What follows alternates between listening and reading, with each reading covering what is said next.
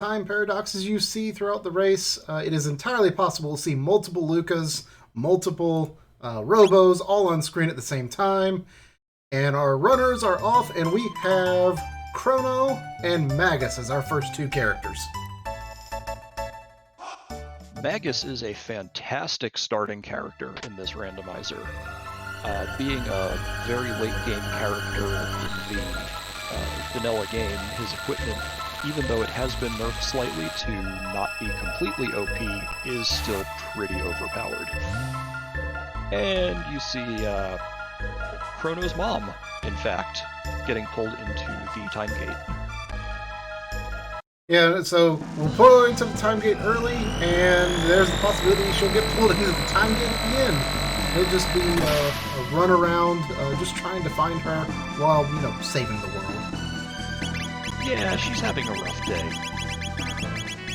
So you're going to notice a relatively standard starting group probably for most of our players. Some menuing just to get options set the way they like it, battle speed, tech speed, whatnot.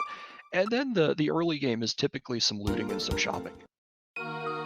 You see a little bit of a mix of that. Some of our runners are doing a real early desert play, just grabbing some chests in here. Cthulhu Crisis is, of course, having fun with the Sand Pit boss. Yeah, we'll see a split already. Choco is going immediately to the cathedral, saying, oh, Magus can just one-shot these Nagas anyway. Everyone else going to pick up some items. Beanie Weenie is going the more traditional route to pick up do some shopping before picking up their first fight, so we're getting some major splits right off the bat today. Yeah, there's a little more divergence than I was expecting here. But you like to see that. Yeah, these chests in the desert are such a pain to grab sometimes. That sand just pushes you all over the place. Nope, and I didn't catch it. What is for sale at Snail Stop? I missed it too. I was trying to fix the sound. I was seeing on chat that the in-game audio was a bit loud, so hopefully we've got that fixed. And chat is saying tools was the item at the Snail Stop, so no one will be buying tools today. Yeah, that's some money saved. So tools unlocks the Northern Ruins in 600 and 1000. There's some chests in there, but there is no progression. So tools are kind of a dead check. And in this early part of the game, on normal difficulty, you start with 20,000 in cash. That Snail Stop item is about half of your money. We see the look like the bent blade from the carpenter.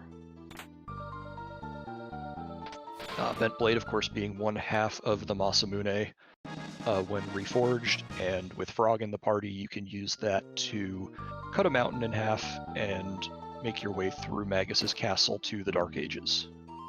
Yeah, a lot of times we don't like to get the Broken Blades, because not only do you have to get both parts of the Broken Blade, you also have to find Frog, and then it's only really good if you're going to go through Magus's castle to get access to the Dark Ages, because that is a really long dungeon. But that is one of the routes to a possible Go mode. Go mode in this game, in this particular version of the randomizer, consists of 3 paths. You can get the Ruby Knife, the Dreamstone, and the Gate Key, and go through Black Tyranno, which will then take you to the Dark Ages, the Ocean Palace to fight Lavos. You can go through Magus's castle with the Masamune and Frog, and the Ruby Knife, also go through Ocean Palace to fight Lavos. Or the Pendant, Clone, and Chrono Trigger will take you up Death's Peak, summon the Black Omen, and you can go fight Zeal too. Yeah, one of the really fun parts about this randomizer is that there are multiple ways to the end. So you can see some pretty heavy divergence in routing, even in the same seed by 2 different runners, just depending on what they happen to get at different checks.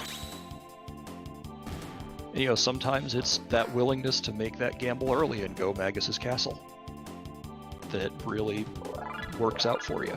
Sometimes, well, it doesn't work out as well. Yeah, so the question in chat, is there a point to grabbing the bromide? as Raster Cecil indicated, in vanilla, it's just a magic tab when you turn it in the Sandarino village to the old man.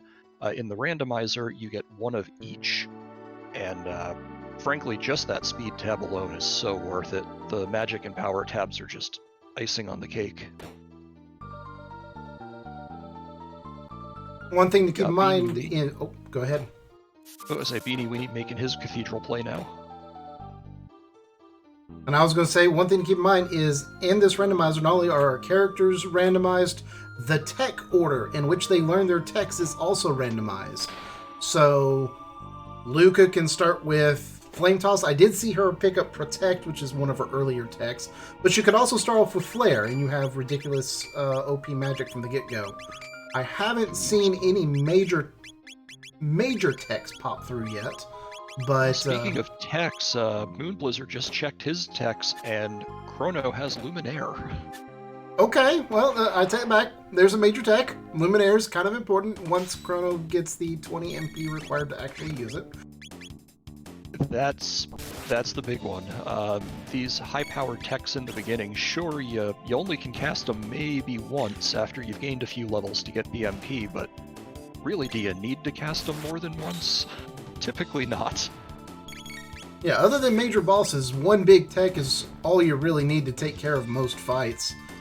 But finding that first AoE tech is really big, because that just makes all of your basic fighting so much quicker. Oh yeah, for sure.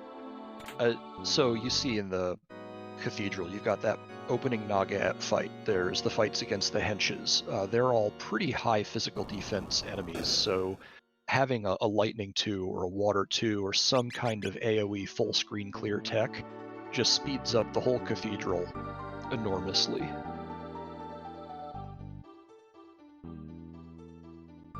Yeah, the 20, as Cecil's saying, the 20 MP techs are actually MP inefficient. You're right. You would much prefer a lower level tech, but sometimes you just gotta deal with what you got.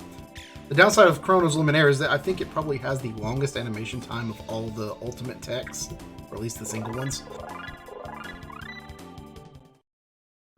Yeah, and I mean, definitely right. They're not efficient at all in terms of MP, and then you usually have to keep a stack of ethers with you to ether up after each fight. But it's it's still faster than single targeting down all the Nagaets. Particularly since Chrono's wooden sword does pitiful damage, you're not guaranteed to find a web for him, although it looks like something drops in the Cathedral. Luca, auto attack until you find Wonder Shot is basically pointless. Yeah, she has, what is it, the shockwave that can cause chaos? That's occasionally very handy. But yeah, for the most part, once you get magic with her, she's spamming spells the whole rest of the game.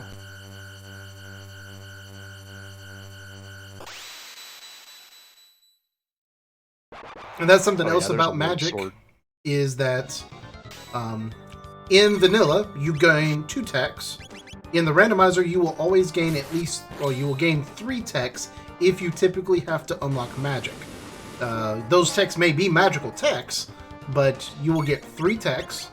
The rest have to be unlocked by visiting Specchio, by going to the end of time, which you can do with the gate key, or by getting access to the future and clearing the factory.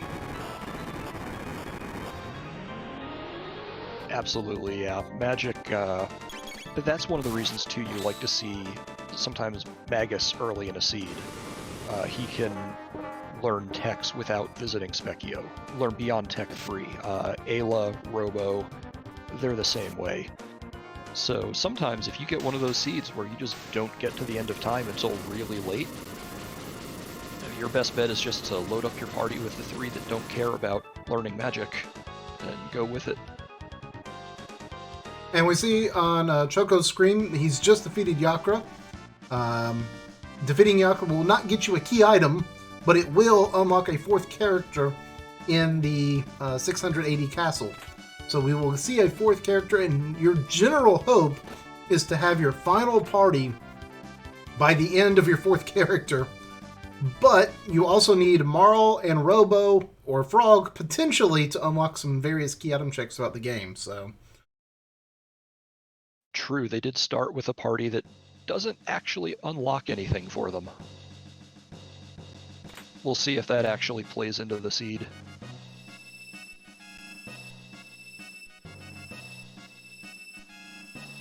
Alright, we're about to see who our fourth character is. And as Beanie Weenie approaches Yakra for his fight, it's Marl. So Marl will unlock the quest line for the Prism Shard once you find the Prism Shard, which will give you a couple of key items. So finding her is good. As a character, generally weak, but pairs incredibly well with Luca because you get the stupidly powerful Antipode techs. If you will learn any ice magic. Unfortunately, her first 3 techs I saw were Cure 2, Life, and Provoke. Ugh. Marl will do literally nothing for the next, 40 minutes. I mean, Provoke is mildly useful on the Masa and Mune fight. I'm not sure it's worth bringing her in for that, though. Yeah, Cecil bringing up in chat, Haste is an incredibly powerful utility spell. That is... if she were to start with, say, Life 2, Ice 2, and Haste, I mean, at that point you don't even need to worry about visiting End of Time for her. Though, sadly, Tech Rando did not roll that way today. And we see Choco getting ready to do the Xenon Bridge quest. The Moonstone is coming from the chef. Sometimes you'll see runners reset out if it's not a item for great progression, but the fights on the Xenon Bridge tend to have a better than average chance of producing high-level key items. Yeah, the loot on the bridge is typically better than average at this stage of the game. The nice thing about this check, of course, is if you were to do the check and get, say, tools, which we know it can't be because they're at Snail Stop, well, you get the item before you do the whole big long bridge sequence, so you can just reset out of it. In this case, of course, Choco isn't, because the Moonstone could potentially lead to progression.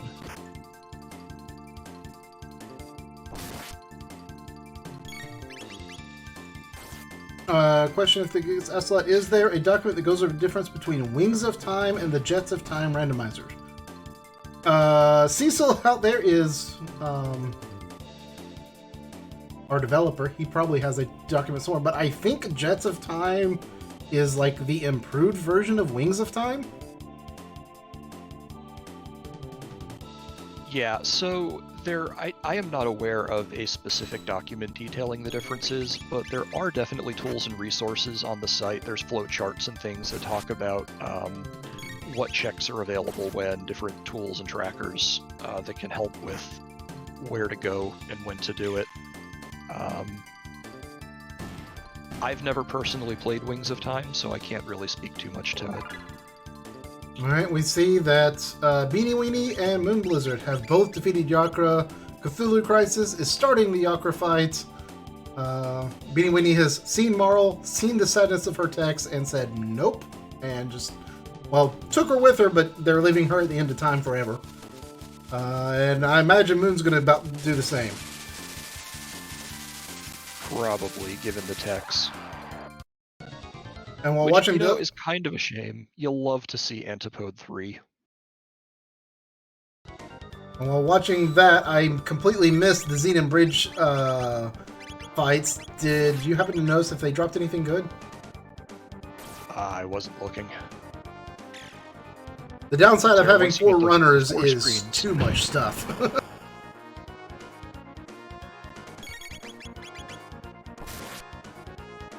So yeah, we've got Choco moving onto the Zombor fight.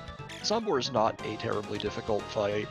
The one thing to keep in mind is he's a 2-part boss. You've got, his torso and head is one part, and the legs are the second part. You want to kill that torso first. If the legs die first, then the torso goes a little bit nuts and starts using a move called Doom, Doom, Doom. Very creative, that one. That hurts quite a bit. Oh, there we go. Beanie Weenie picking up the tabs from San Dorino Village, turning over that bromide. Yeah, it looks like Beanie Weenie may have decided to skip the Zombor fight. He hasn't done it. I don't know if he checked it and reset, or if he just noped out and decided not to do it. I didn't notice. But he may is just heading, be saving it. Yeah, he is heading for Hecarim's cave. It looks like, which, if you have a little bit of magic, is a fairly easy dungeon to clear. We're being told that Beanie checked it, noped out hard, and reset. I don't blame him, because, I mean, for Moonstone to turn into anything good, you have to find the gate key, you have to find Marl, you have to find the Prism Shard, you have to do the Prism Shard quest, you have to have access to the future to turn the Moonstone into the Sunstone, and then you have to travel through time like 4 different times just to do all the quests. It's a long thing that doesn't pay off for quite a while. Yeah, Moonstone is the ultimate fetch quest in this randomizer. And boy, does it make you fetch. Looks like Moon Blizzard also noping out of the Moonstone.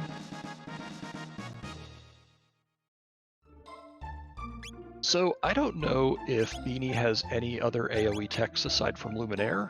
I wasn't looking, but if not, this is going to be a very expensive Hecarim's Cave. Yeah, he will have to go through quite a few ethers, but the benefit of having Magus early and going to Hecarim Cave early is you can take advantage of a glitch in the game that allows you to get double tech points if a person learns a tech. It so happens that taking Magus through the cathedral and then coming to Hecarim's Cave will actually cause Magus to learn a tech, typically on that first gen fight, which then doubles the tech points and puts him in line to earn another tech on the next major fight, which will double those tech points, and you can all of a sudden be 5 techs deep into Magus's tree through 2 dungeons. That is a good point, and not something I usually think to incorporate into my route, but that would be a good play. Magus typically takes longer, well, typically he does take longer to learn his first techs than any other character. So anytime you can take advantage of that, anything to get him his techs faster, absolutely worth it. Especially since so many of his techs are full screen clears. Oh, and look, he's learned Dark Mist! He has Dark Mist, and we just got a scout. Robo is in the burrow.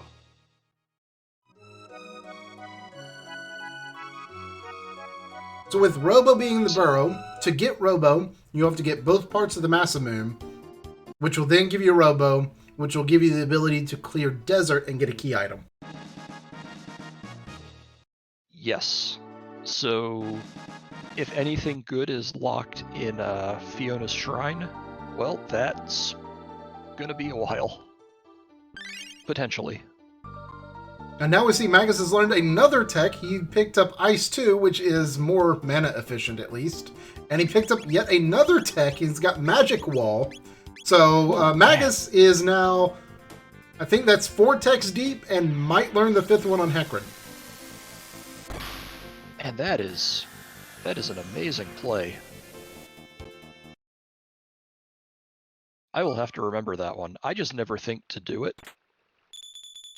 But I'm seeing the power in it now. Yeah, you just have to hope that his first few techs aren't Magic Wall, Black Hole. Actually, those two are terrible. Everything else is amazing. So we've got Beanie Weenie taking on Hecarim now. Choco and Moon Blizzard are both moving on to the Denadoro check. So they're going to make their way up the mountain, fight Masa and Mune, and see what key item they get there. Beanie's investing tabs into Magus. Does that mean he's going to commit to using him all game? Yeah, it very well could. Typically, because tabs are, a very limited resource, I can definitely see him keeping Magus in the party for that. And I see that Choco went into Denadoro, did a fight, got Dark Mist, and left Denadoro and has gone to Hecarim Cave. Interesting. And since he's already learned Dark Mist, Magus will now be 50 some odd tech points away from learning his next tech, which means he won't be able to take advantage of the tech doubling as much as Beanie Weenie did. True, though he will be able to do this a little more mana efficient.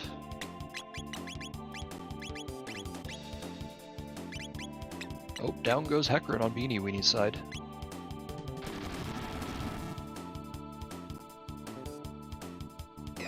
So Beanie Weenie's a relatively new runner to the rando as well. He's only been playing it for, I think, a few months at this point, but I'm really impressed by his progress. Yeah, and for anyone who is new to the randomizer, when you hop into the whirlpool after defeating Hecarim, it is possible to lock up on the whirlpool and it won't spit you out. If that ever happens, save on the overworld and then reset and it will spit you out the second time. Do not reset and have to fight Hecarim again. So we just saw the hilt from Tabin.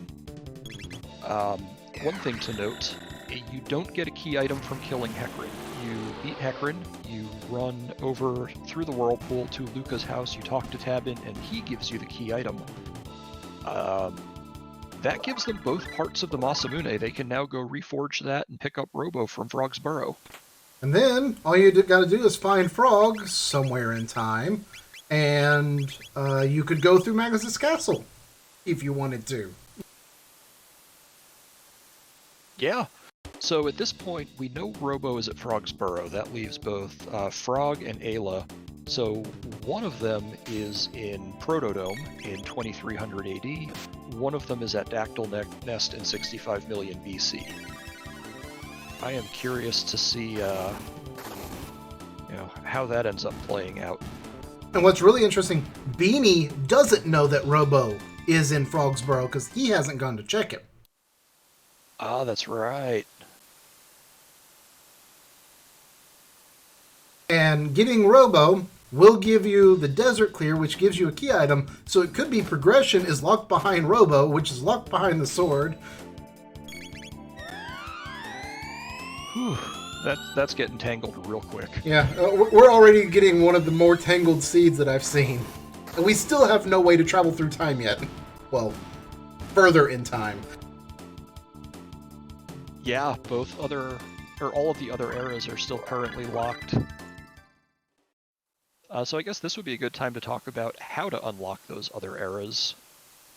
What our runners are currently looking for is Gate Key will give them access to 65 million BC and a few checks, or a check and a character in that era, as well as one of the paths to go mode through Tyranno Lair. And the Pendant will give you access to the future through King's Trial, or through Chrono's Trial. And so one of those eventually has to show up. And Moon Blizzard right now is fighting Massa and Mune. We saw that he burned a Luminaire to get through the individual fight. Now he's just trying to find enough ethers and mana to actually get some damage out. But at the low level that we climbed Denador Mountain, it is entirely possible for Massa and Mune to one-shot Luca, possibly one-shot Chrono. Magus tends to have slightly higher defense because he starts with mid-game equipment, so he's likely not to get one-shot, but also, if Chrono does not have a damaging tech in his second slot, you can't interrupt the tornado energy, and you get hit by the massive AoE damage.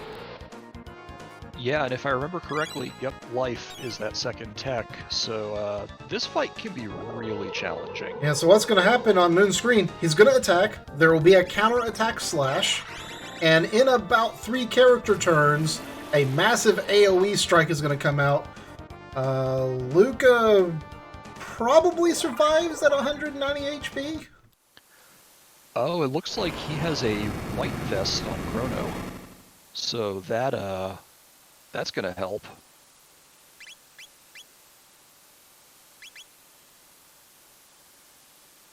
And I didn't see if Magus had Magic Wall for Moon, but that, could actually come into play. I think that AoE is magic-based, though someone would have to confirm that for me.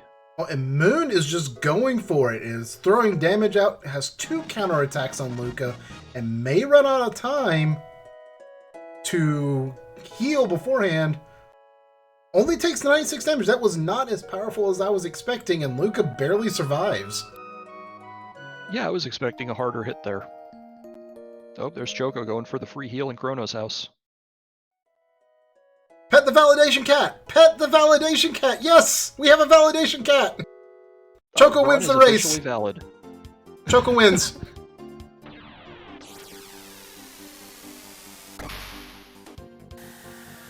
Alright, we have runners in several different locations at this point. 2 in the Masa and Mune fight. We've got Choco just going up Denadoro now after he noped out after learning Dark Mist earlier, and Cthulhu working his way through the cave to Hecarim. So the validation cat, yes, if you don't pet the cat, the run's invalidated. You have to pet the cat. This is one of my little pet peeves, is like, a lot of runs will go through Black Omen, which you can get access to by flying to it in 1000 AD eventually, and you typically heal before you go there, and the cheapest place to heal is Chrono's house. How you sleep in Chrono's house and you walk out the door without petting the cat is completely beyond me. It boggles the mind.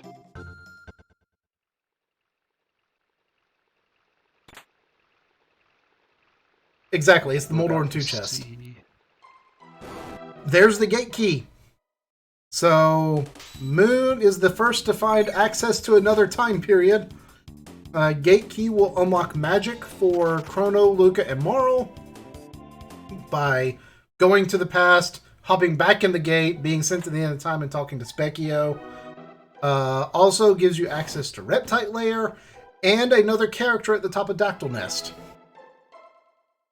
Yeah, gate key's a pretty big item.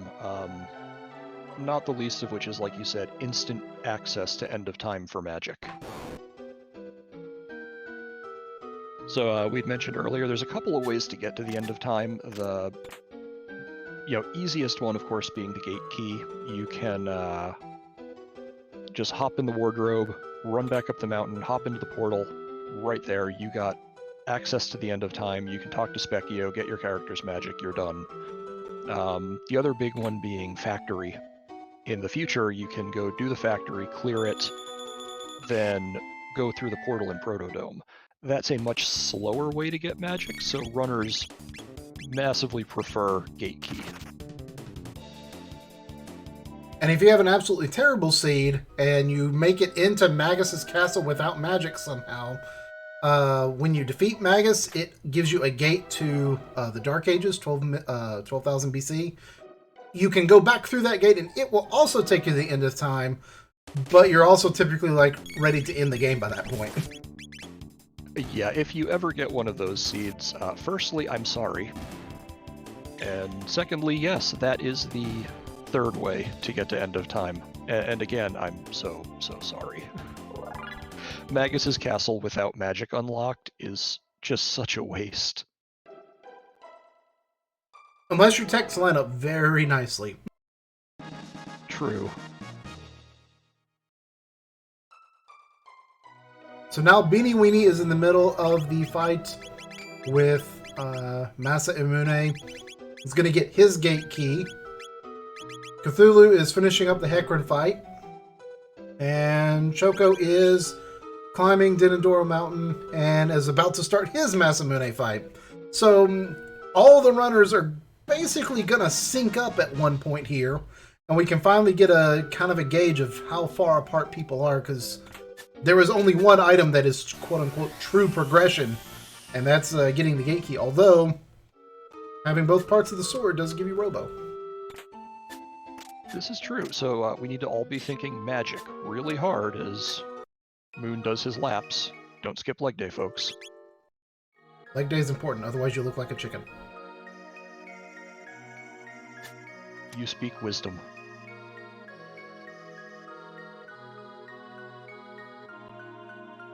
All right, there's magic. We have Beanie just ending the Masa and Mune fight, Choco just starting it.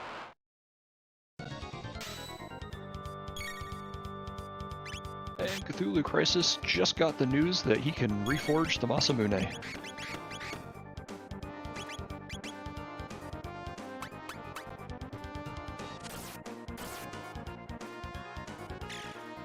There we see the power of Provoke on Choco's screen. He's got Mune stuck in Chaos, which nullifies that counterattack. So normally if you hit one of them, they'll do a dual tech, like X-Strike counterattack.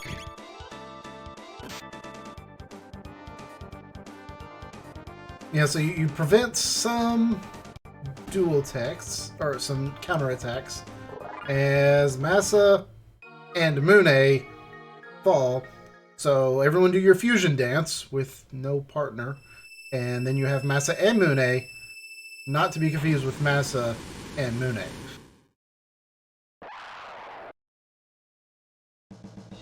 You know, naming things is hard.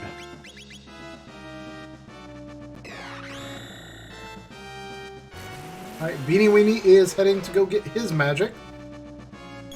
Cthulhu is... Ooh, got a Prism Helm. I wonder where that dropped. I missed where that dropped from. Tabin. Nice. Oh, for having the forged, or both parts of the sword. Yeah, so Tabin, if you remember from Vanilla, he gives you a couple of different items throughout the game. In the randomizer, the way you trigger that, the first, of course, being his key item that you get from beating Hecarim, you get 2 pieces of equipment from him as well. One for reforging the Masamune, one for powering up the Sunstone. No, So it's not like just a having Prism both Helm. parts. Cthulhu did go forge the sword before talking to Tabin to get the item. So Cthulhu may be the only person who gets a Prism Helm anytime soon. Yeah, Prism Helm, of course, is pretty rare. You don't see them terribly often in Seeds, and that's full status protection. That's a really nice find.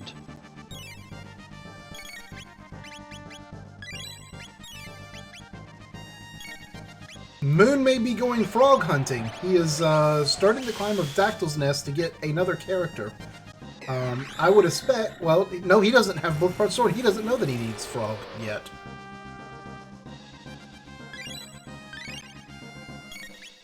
Yeah. Prism is the best helm. Yeah, I would also put Gloom Helm up there, of course, with it, but that has the unfortunate side effect of only being equipable by Magus.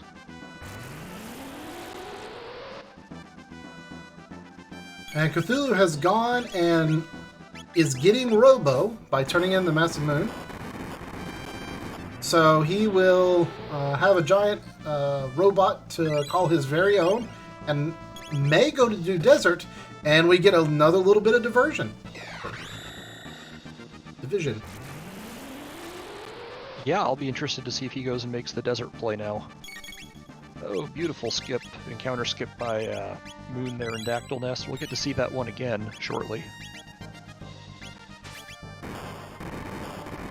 I see in chat people are saying Moon wants the all-girl team. The all-girl team's pretty powerful. It's very powerful. And yeah, Oh, there pointing it out that goes. we're doing Encounter skip the pause buffering to be able to do the skip. And there's the third girl. Ayla's on top of the Dactyl Nest, so pretty much vanilla Ayla. And I think we know who Moon Blizzard's final team is now. Yeah, so Moon actually plays on a keyboard. So he's mentioned before that that particular skip is really hard for him to do on the keyboard, which is why you'll see him using the pause buffer strategy to get that. I can't believe he plays on a Oh keyboard. man, triple kick is the next tech for Ayla. Oh! Solid find. She doesn't have it yet, but she'll have it soon. And one of the best grinding spots does exist in 65 million BC, in Reptite Lair, where Beanie Weenie is right now. There is a group against 4 Evil Weevils. You walk out the door, walk back in, they respawn. They give you, what, 12 tech points, 600 something gold, typically drop a decent item, and have the chance to open the secret passage to the better part of the cave. Yes, and the items in those secret tunnels in this cave can be really high tier if you get them. Yeah, this is a great grind spot. I think our tracker today, Procky, was the one who taught me about it. Wait, was that a silver stud drop? Well? Oh, man. Yeah, that was a silver stud drop, and we're seeing that go on Luca immediately because she also learned Flare. Well, Flare now only costs 10 mana. Dark Mist will cost 8. Luminaire will cost 10. And money is a non-issue because those things sell for a ton. So if he just grinds this fight a few times, he's set. He can save enough money for the in-game shop. Right at the end of both Go modes, there is a shop with a new. And in that shop, there's guaranteed pendants for status protection, plus somewhere between 3 and 5 other items that are all of in-game quality. That can include Prism Specs. That can include Rainbow Swords and Wonder Shots. And Mega Elixirs, and Beanie just got the good news.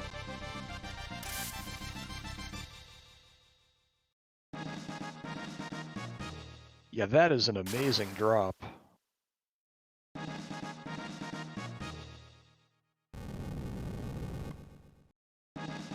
I just imagine these runners are probably going to farm that up a few times just so they can sell those later. Yeah, I'd expect you fight it a minimum of 3 times to get the silver studs, in case you want everyone to have one. Oh, Moon's trying to get him to dig a tunnel for him. Yeah.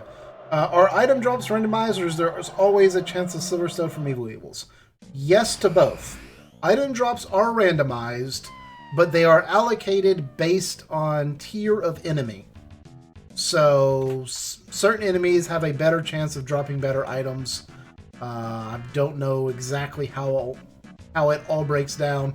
So yes, there is always a chance for Evil Weevils to drop it, but whatever they drop is the only thing they will drop. Yes, correct. So drops are randomized, charms are randomized, treasure chests, sealed chests, the gift rewards from Tabin, those are randomized. Of course, the key item locations are randomized. Character locations are randomized.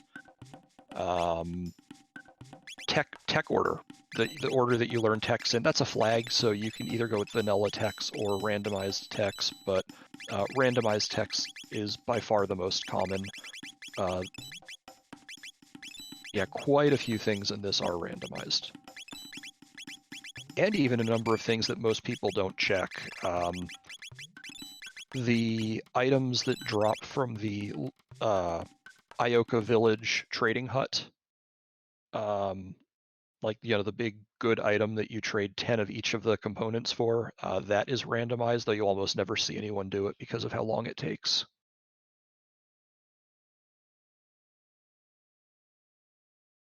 But that actually can be a pretty good item.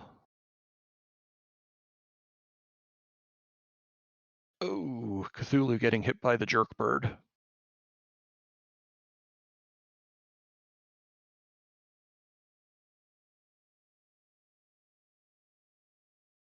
So there are multiple tiers of loot. I want to say there are something like 5 or 6. I'd have to look at the code again, but approximately 5 tiers of loot. And a nearly equal number of enemy tiers as well. Oh, shops are also randomized. There are multiple tiers of shops. So the earlier the enemy appears, typically the less likely it is to be a good item, though even earlier enemies have a chance to drop some pretty good stuff on occasion. Small though that chance may be. Bear with me, we had a stream issue that I am getting fixed. All good. Oh, Choco just got his Prism Helm.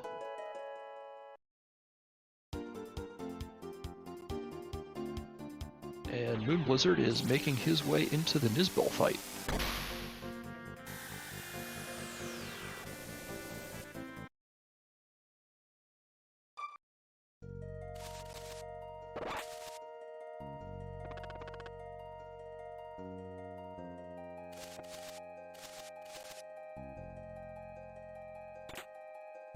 And he's about to, Choco's about to get the news that Robo is at the burrow.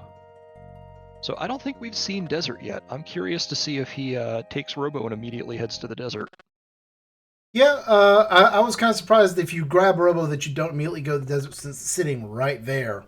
But no one has any water magic. Well, take back. Magus has ice magic, so you typically want water magic to be able to do the desert fight just to make the boss easier. But yeah, water and ice-based magic lowering Red Knight's defense.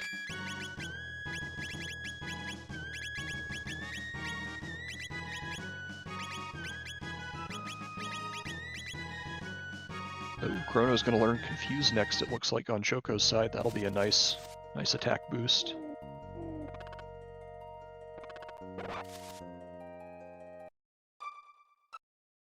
And we see Moon is doing the fight with Nizbel. Nizbel, typically you need lightning energy, lightning magic to make it possible to damage him with physical attacks, because typically you're stuck with Chrono and Ayla as your two people. But in a randomizer, you just need some magic. And so Flares and Dark Mist will do most of the work here. Oh yeah, Flare, Dark Mist, and if he wanted to do the lightning magic, of course he's got Luminaire.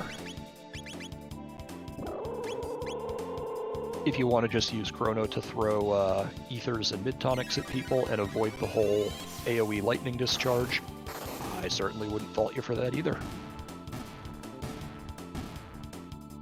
Oh, Choco making the desert play. And Cthulhu is finishing his fight with Massa Immune. Luca did take a tumble in his fight. Let's see if he can avoid getting hit again. 1 HP on Chrono. That's tense. Yeah, you kind of hope that he's going to go into that counterattack phase just to give you time to heal at this point. Oh, and it looks like the ruby knife was in the Reptite layer, which technically means we're a frog away from go mode. That's not something you normally like to hear. So of course that meaning that our runners would have to go through Magus's castle. You know, of course we get to watch Frog cut a mountain in half, silver linings and all that. Go through Magus's castle, unlock Dark Ages, then go through Ocean Palace to fight Lavos. Yeah, and the thing is, we know Frog must be in the future, which means we have to find a pendant and get to the future first. We need to go back to the future. True. Although, so I guess what it's haven't not we back. seen at this point? We know where all the characters are. You know what? Desert has to hold progression at this point. I think that's the only check we haven't seen.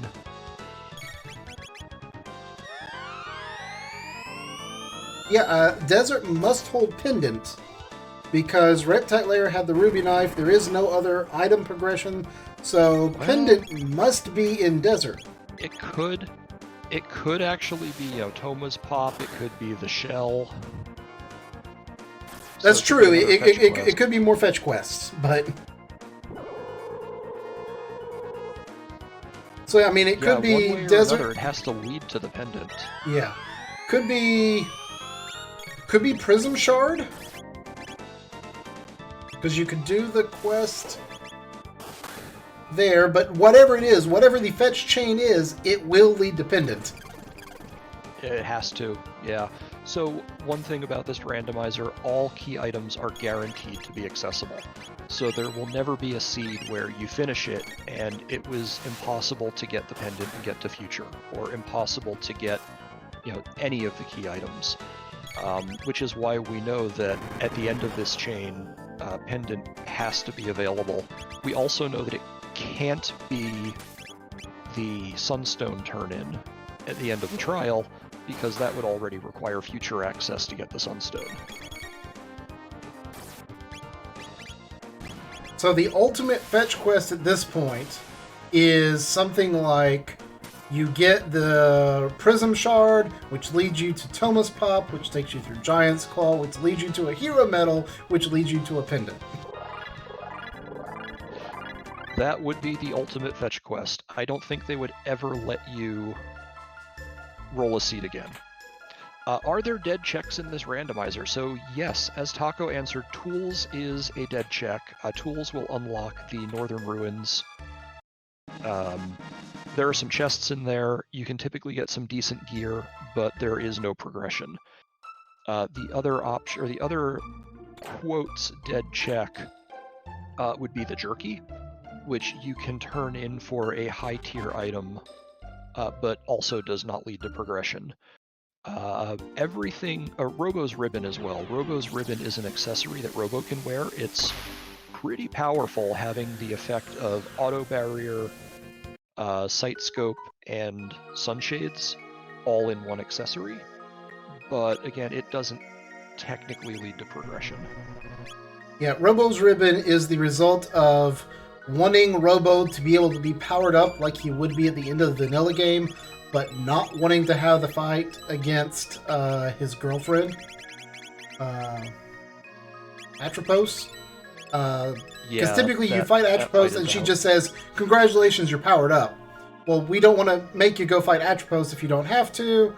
So instead of that, it became an item, whereas in the vanilla game it just happens and Robo can have another piece of equipment on top of that. Also, folks, please ignore the paradox on Chocosaurus screen. Nothing to see here. As long as Robo does not touch the other Robo, we'll be just fine. Oh, Prism Shard. Alright, well, the fetch quest has started. Ooh, yep. So, Prism Shard and Marl will unlock the King's Trial. So you're going to see Choco go here to 600 AD. He's going to talk to the King. That'll trigger a little sequence where the King says, "Oh yeah, no worries. We'll go grab the Rainbow Shell for you. We'll store it in the treasury. It'll be great." At that point, you and forget to tell his ancestors that he did so that the future king can be put on trial for not telling anyone about it. Exactly. You know, details. So he'll be heading back to 1000 AD, where he will get to interrupt the trial of King Guardia and foil the plans of Yakra the 13th. Yep. And Moon has just gotten his second piece of the Masamune, which will give him access to Robo, which will give him access to Desert, which will give him the Prism Shard, and we can just see where this trail is going to be going. Yeah, I imagine he'll also be stopping for that Prism Helm as well.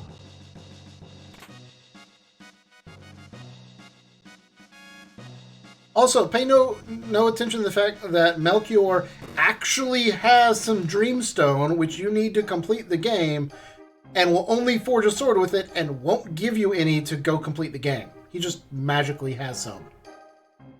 You know, it's just his personal stash.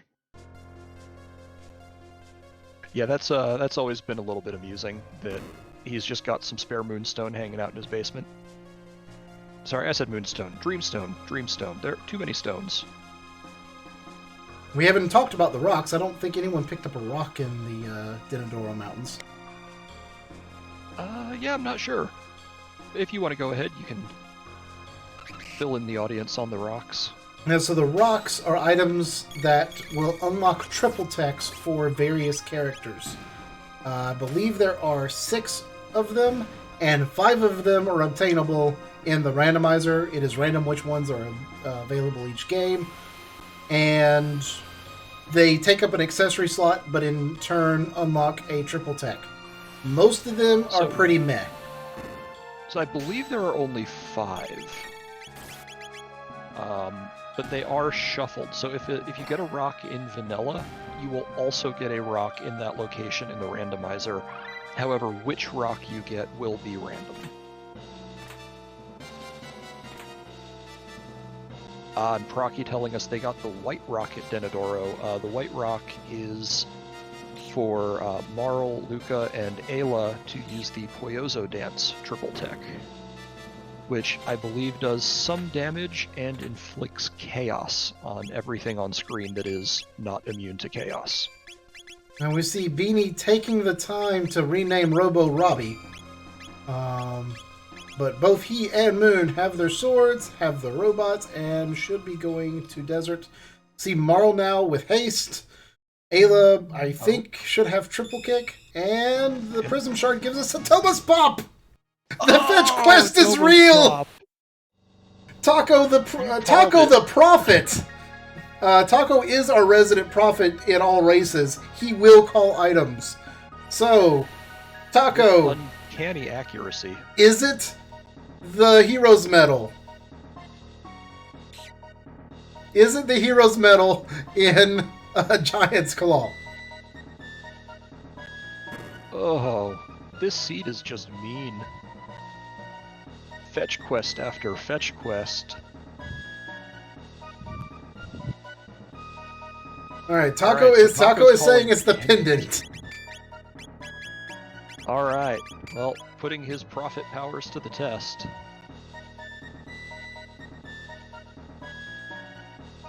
So we have all three of our other runners going to make the desert play now. That was a good call on Choco's part. Yeah, at this point, we've basically had all the runners sync up in terms of key items. A couple of people went to go grab Ayla. A couple of people have chosen not to. Which means they don't know if that's Frog or not on top of Dactyl Nest. But only Beanie and Moon have the Ruby Knife. And Ruby Knife came from... I've drawn a blank now. That was Nizbel, Reptite Layer. Oh, doing Reptite Layer. Okay, so not quite synced up yet. Yeah, getting close though. Which also means that our other two runners haven't gotten the news that the Evil Weevils are dropping Silver Studs.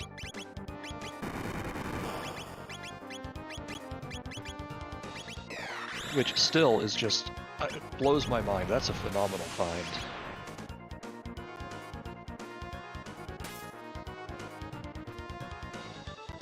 Oh yeah, getting the note in chat that Moon and Beanie changed their window coloring. Actually, Cthulhu too. Yeah, everyone except for Moon has changed their windows. Taking that precious extra 2 seconds to make it look pretty.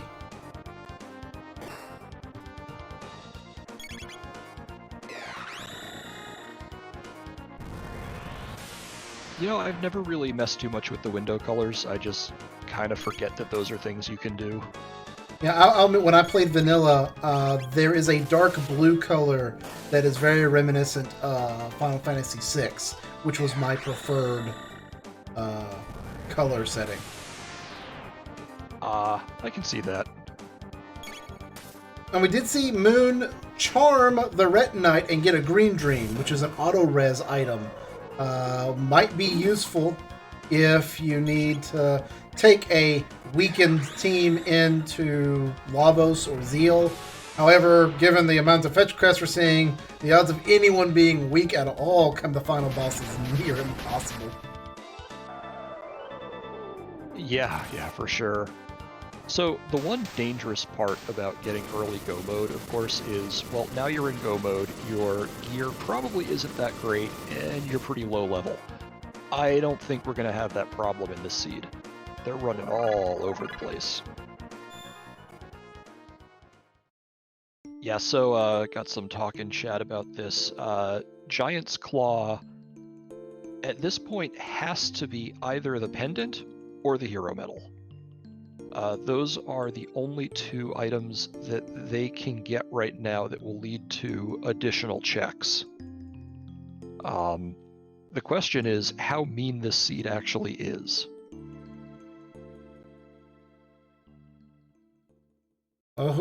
Two runners may be requesting that someone else roll the seed that they run this after this one. Sadly, I've already got it made. Ooh. We'll see if I can be trolly twice in a row. Uh-oh. Ignore Moon Blizzard screen. Again, no paradox. Nothing to see here. Robo helping Robo become an active Robo.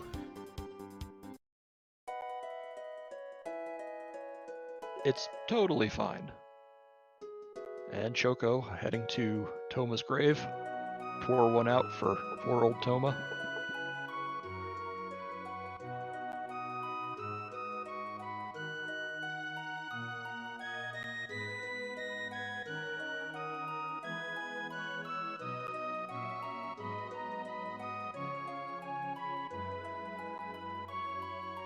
And there's Giant's Claw.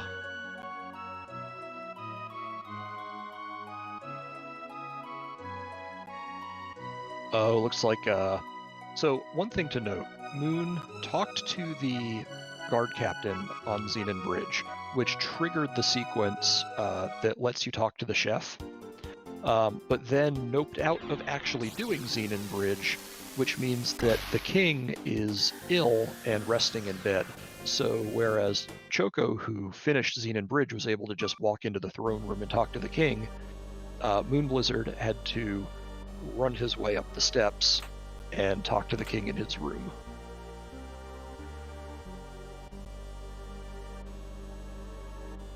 Alright, so Choco is the first into Giant's Claw. And there is a nice series of moves you can make where the fight that Choco is in is the only fight you have to take in the entire dungeon except for the final boss. Every other fight in the dungeon can be skipped. And that is one of the things that when you start running jets that you learn fairly quickly is that you want to have as few fights as possible. So a whole lot of the optimization comes from what fights can I skip? How can I skip them? How can I just not have to do them? And then what fights I can't skip? Can I run away from them? Yeah, running is one of those things I'm going to be honest, in vanilla, I never knew about. It wasn't until later when I started playing the randomizer I realized, oh hey, you can run. And I still forget about it sometimes.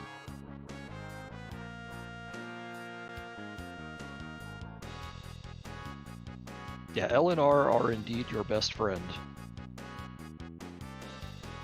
Especially when you have as many fetch quests as we have here, because now you need even fewer fights, because you're going to get all your levels from fighting bosses. Yeah. Yeah, the one saving grace about these longer seeds with all the fetch quests is you're definitely not under-leveled. Oh, here, Choco's trying to decide, does he want to fight the dodging boulders of sadness? He is putting Luca and Chrono in the party. So it looked like their next techs were Confuse and Flare. Okay, that makes sense then. I guess he wants that firepower. Unless he's planning on swapping to Chrono for the end game, though, I'm surprised he would take the time to learn Confuse on Chrono. Yeah, that's a little surprising. Although he does have probably a better hit rate than Ayla? Well, he doesn't have Ayla. I wonder if he has a better hit rate than Magus. For some reason I thought Magus had a slightly higher base hit rate, but I could be wrong on that. That is something I'd have to look up. Wait, was that a Mega Elixir? Well, that fight all of a sudden became awesome. Became worth it. Yeah. Wow. And now Moon and Beanie are basically neck and neck going through the King's Trial.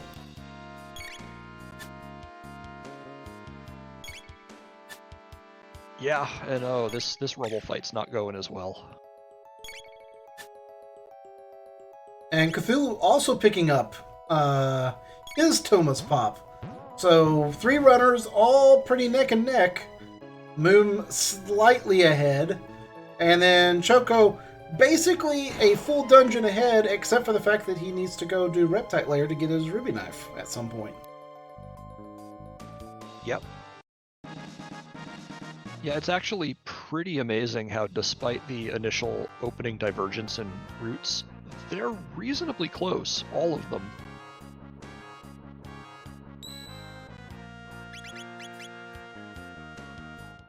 And that is such a trolley fetch quest, though. That chain.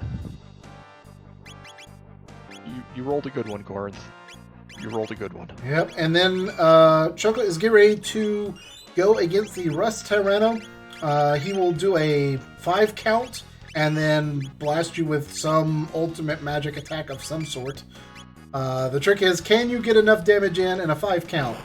Marl with haste means yes. No question. So, poor Rust Tyranno, he is just kind of a pushover. I always feel bad for this fight.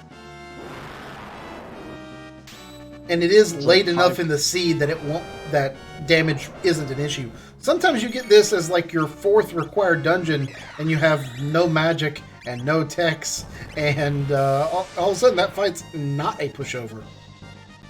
Yeah, this fight can be a little touch and go if you're here super early, but especially at the point they're at, it's... Rust Tyranno's just gonna fall over.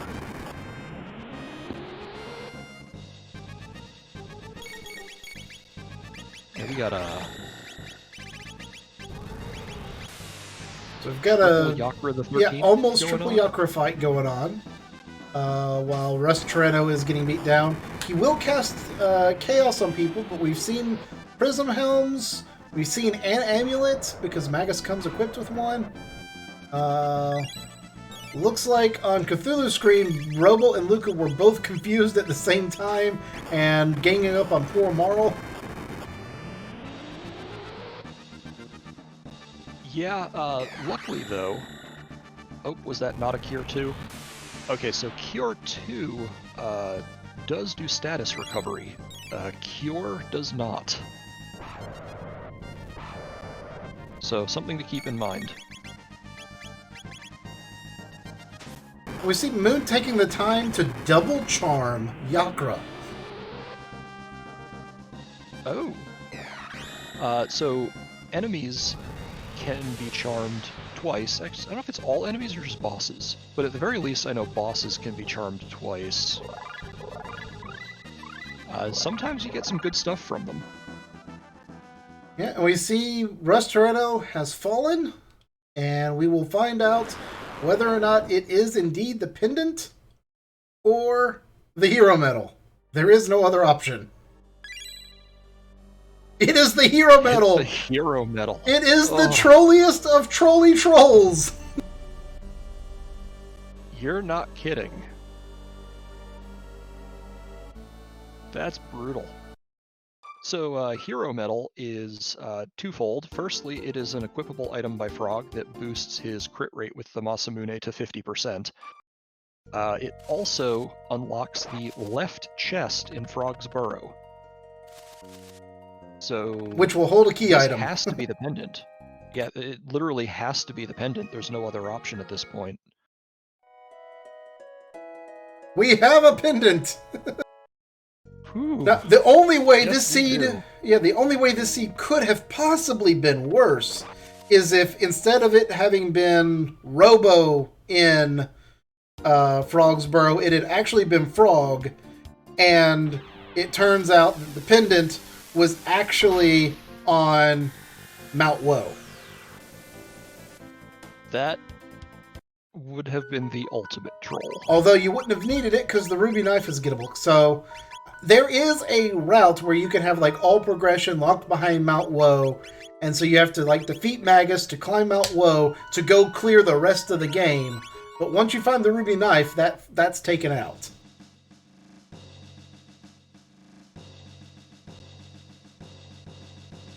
Yeah.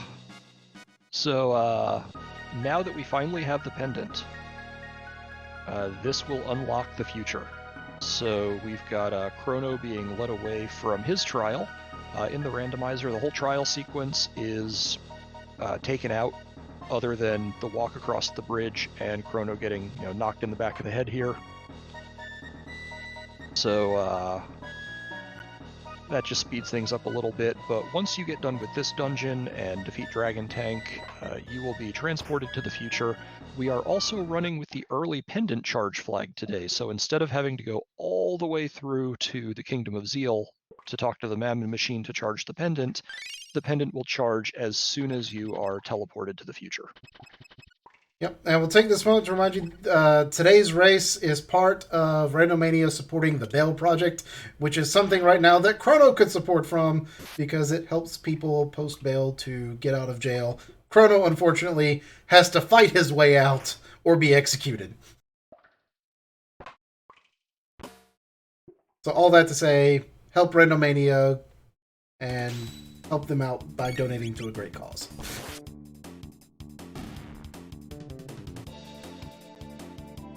Yeah, for sure.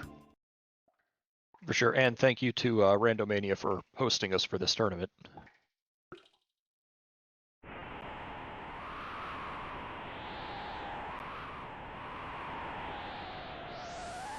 Alright, we got the Race to Giant's Claw for everyone else.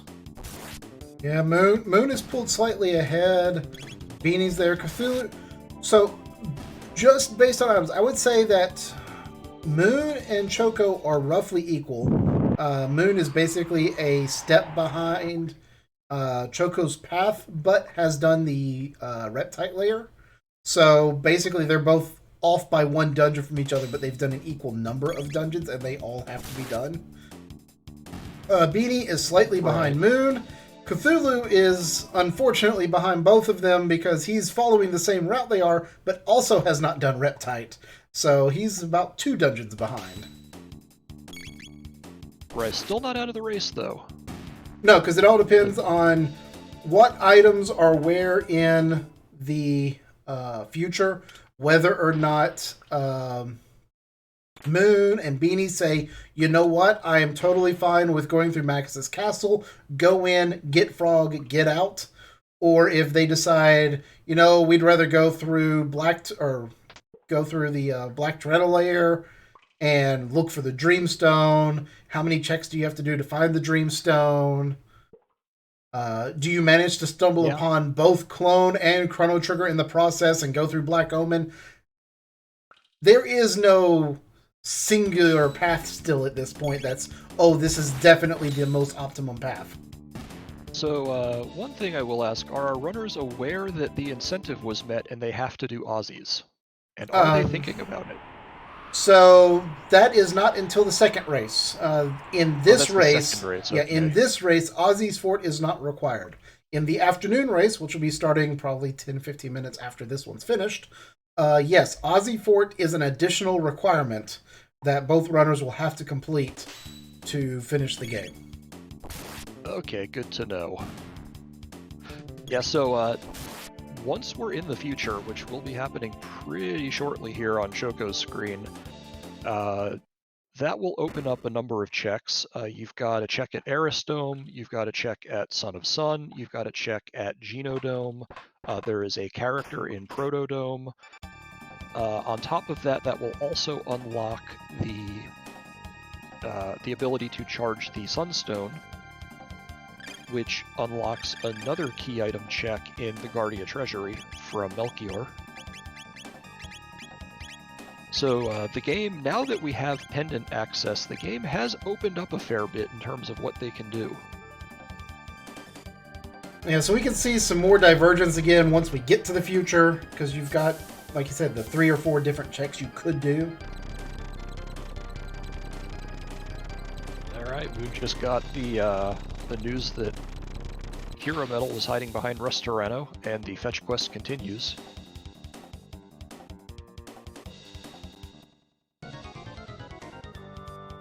See, we're having some stream issues with Beanie Weenie. Hopefully that will get resolved quickly.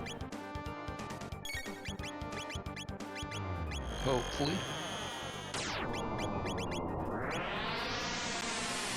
One thing to note, you see Chocosora over here using Luminaire on the Dragon Tank. So in Vanilla, the tank is immune to fire and lightning damage. In the randomizer, it's only the head. So Luminaire is actually still pretty powerful on the wheels and the body.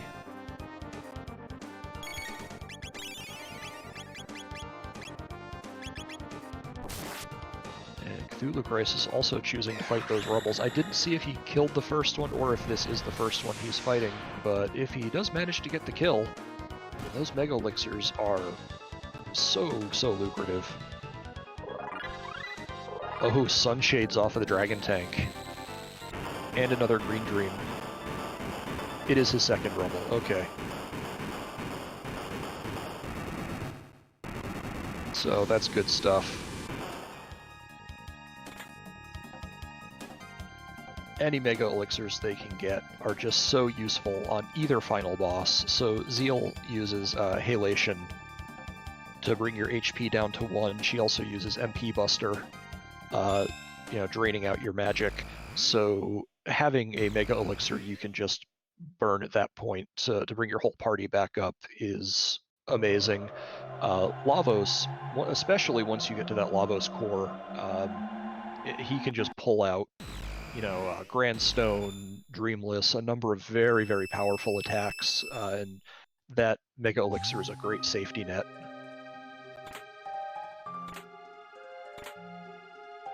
They're also comparatively rare, so very nice to have.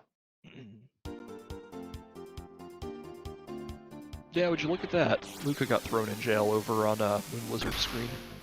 So we're having different choices of who to send to jail. Basically, you want someone who is capable of doing 100 damage in an auto attack. At this point, nearly an hour and 10 minutes in, I think that's everyone.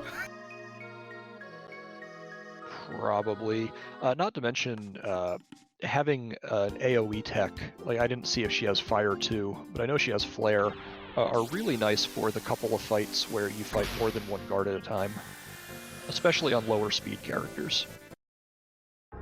Though it looks like Moon Blizzard's Luca may be boosted either through accessories or speed tabs.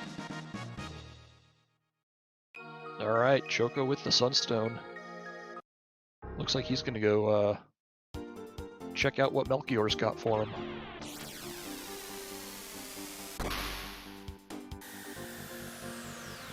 Alright, so because the dungeon's already done, it is a quick check.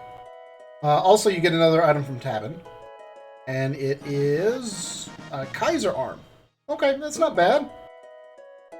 So it looks like Moon is actually taking some of these guard fights. They're dropping full ethers. So that might mean he doesn't have to go searching for mid-ethers to buy. Typically, you need about 10-ish mid-ethers, full ethers, something, if you don't have studs to make it through the final fights comfortably. Yeah, some kind of MP restoring item is definitely required. Preferably something better than a plain ether. Yes, yeah, for sure. If they're plain ethers, you basically just have to have someone on full-time ether duty. Oh, there's the Chrono trigger from Melchior. Well, there is one part of the third method of go mode.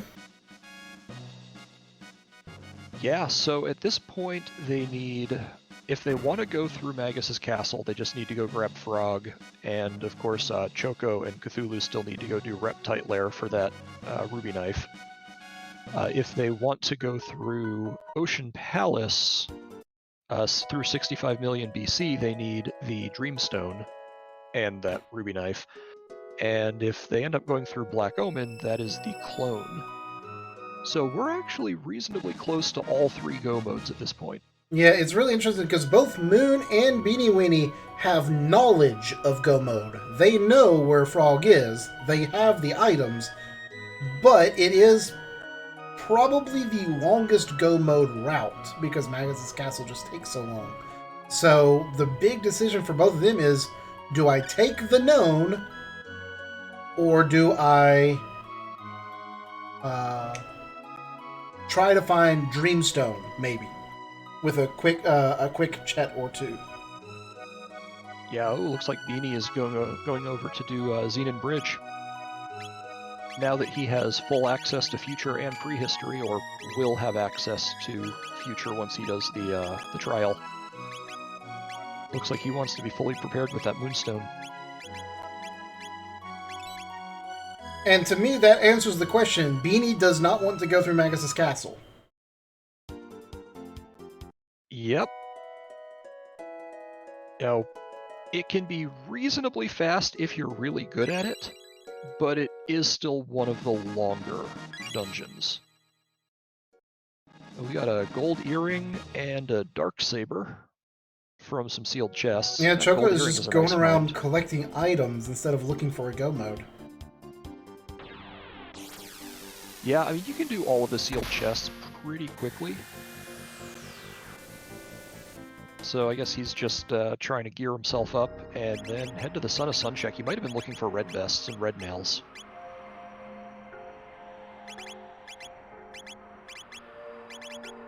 This Zombor fight is going to be almost comical this late in the game with this much power. I mean, triple kick will possibly one-shot part of it. Possibly, yeah. I haven't seen what kind of damage Ayla's putting out, but this late in the game, if it doesn't one-shot, it'll do huge damage.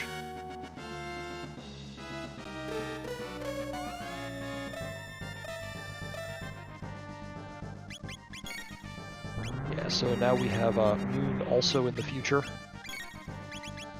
Looks like he's doing some sealed chest looting as well.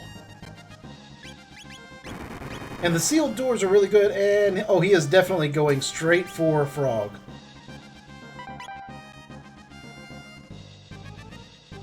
Oh yeah. We might see a Magus Castle play from Moon Wizard. And we're going to see what Son of Sun has from Choco. He's going to be... You have to get 10 hits on the correct flame. In every so often, it will cast Flare, or it will cast some sort of Shadow Beam at a character. But if you have a little bit of fire protection gear, a red vest, red mail, even just on one person, you're good. And Cthulhu is saving Fritz! Hashtag save Fritz! Hashtag save Fritz. So you don't see this terribly often because, you know, a lot of runners opt to save the frames. But Fritz, if you rescue him and have Chrono in your party, you can stop by his shop in Truce Village, and he will give you 10 mid-ethers as a reward for saving him. But only if Chrono is in your party. Doesn't matter who saved him, Chrono has to be in the party. Right. And if you walk into the shop with Chrono and walk out without actually talking to Fritz, you can no longer get the mid-ethers. And it has a small cutscene that goes along with it, so it takes a while. Yes, I was not paying attention one time. I was, talking to someone off to the side, and I accidentally exited the shop without talking to him, and that was it. Oh, that looked like was that the jerky from Son of Sun? Ooh, mean. It wasn't a clone. And now we have Moon doing the great cliff cleaving.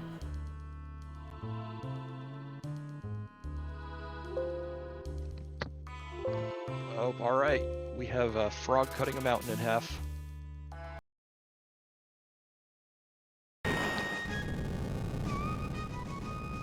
Showing us just how powerful that sword really is. And it's never that powerful again. You're not wrong.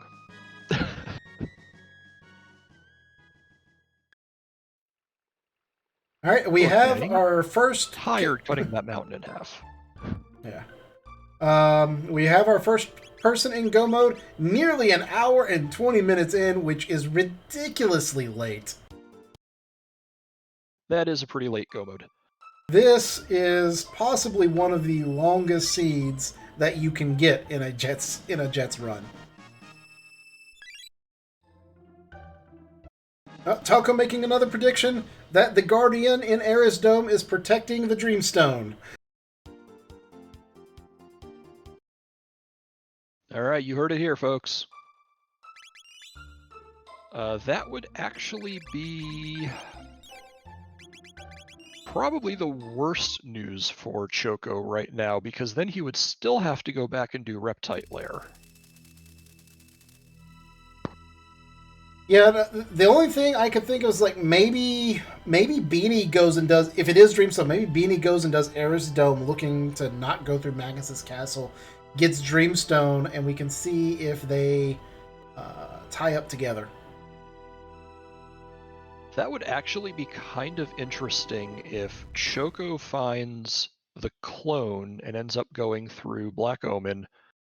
Beanie finds his Dreamstone and ends up going through Tyranno Lair to Ocean Palace, and of course we have Moon doing Magus's castle to Ocean Palace, and then we'd have true divergence.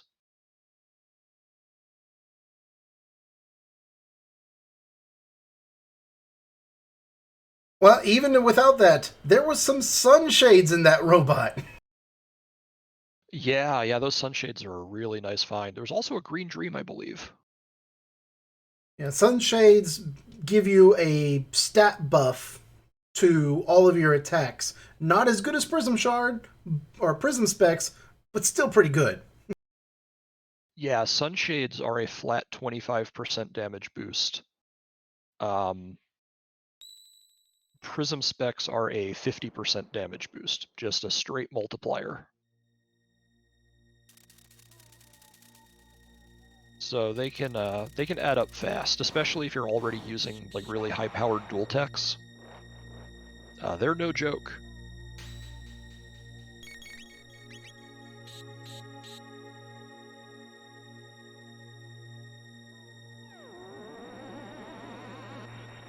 All right. I'm kind of curious to see if Taco's right about that Moonstone or that Dreamstone prediction now.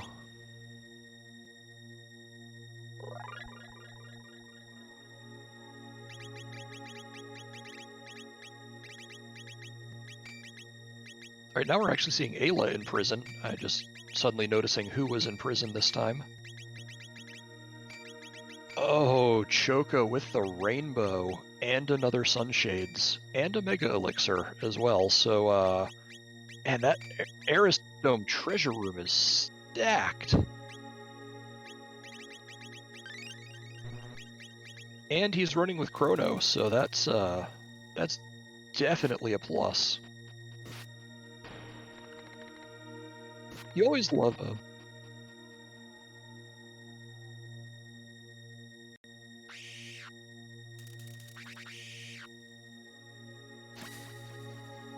Oh, the damage. Yeah, you don't always see rainbows in these seeds. They're a relatively rare weapon, but when you find them, it's just, they really boost Chrono's damage. He's pretty gear dependent, so he needs a really good sword to outshine some of the other characters, but if you get a rainbow, he's strong. Alright, what does he get for Eris Dome? It is the clone! He has go mode! Oh, he has go mode. So just as we have Moon Blizzard fighting Slash.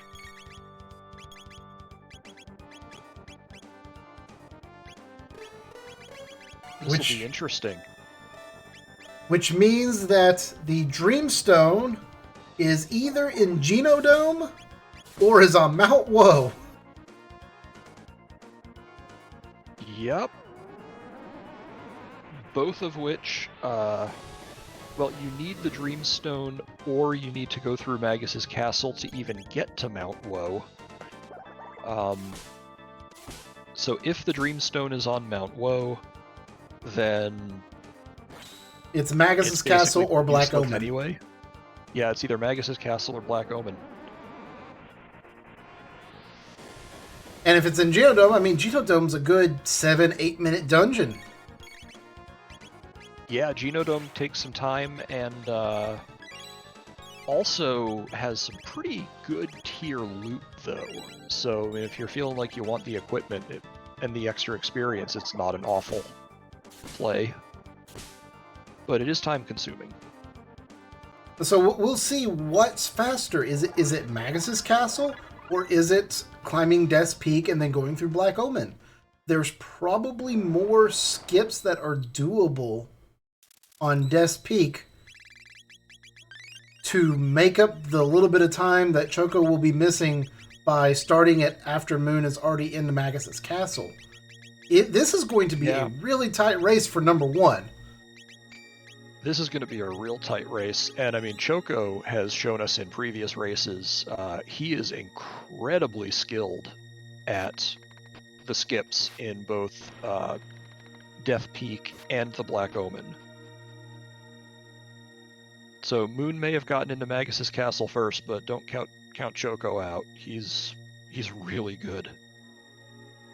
Yep, and just as a reminder, the top 2 runners will be doing a race after this one. So just because someone doesn't win this race doesn't mean they're out of it yet. But in either case, you're going to end up with some good stuff. Because, I mean, even second place at this point is still super tight. Because Beanie can save an entire dungeon's worth of time by going, grabbing Frog, and running straight into Magus's Castle. Yeah, Beanie is just finishing up the prison break, so he is on his way to the future. And Cthulhu just finishing the Guardian, so he's going to be getting his news shortly about the clone.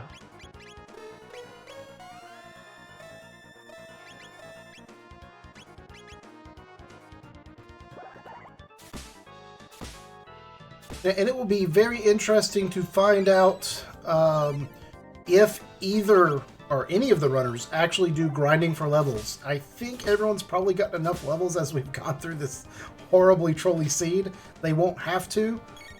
Moon will have the better grinding spot. But Choco probably has access to better loot in Black Omen. Yes, I would agree with that. So, I mean, it really depends. I haven't been paying a lot of attention to their levels when they open menus. Either way, though, they've done so many checks in this that they're not going to be feeling too low level for most things. Let's see. Chrono right now is level 20. And you will typically gain up to level... If you went straight into Black Omen at level 20, you'd probably hit level 28, 29 without grinding anything. Typically, we like to be around level 30 to 35 for the in-game. I would say Zeal 2 allows you to be slightly lower level.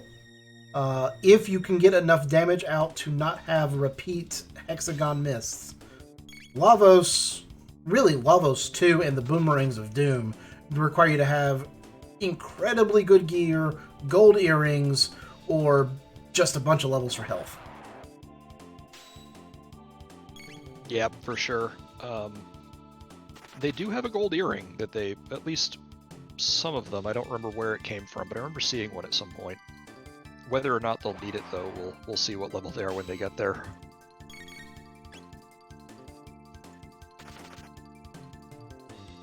Alright, Beanie Weenie went back to turn in the Sunstone and has his...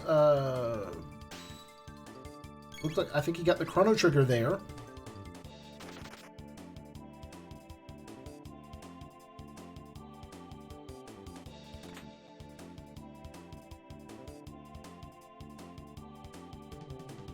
Yeah, I believe the Sunstone turn-in was the Chrono Trigger. Okay. And then Son of Sun was nothing good. Son of Sun was jerky.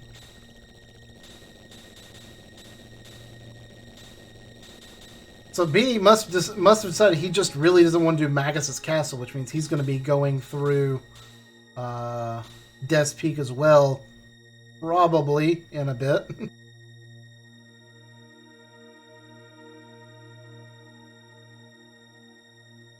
And Did we Moon... get to see what the jerky turn-in was?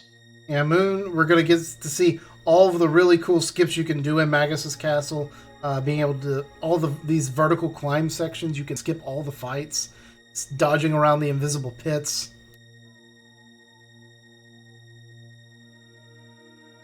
Passing up a magic tab and some chests.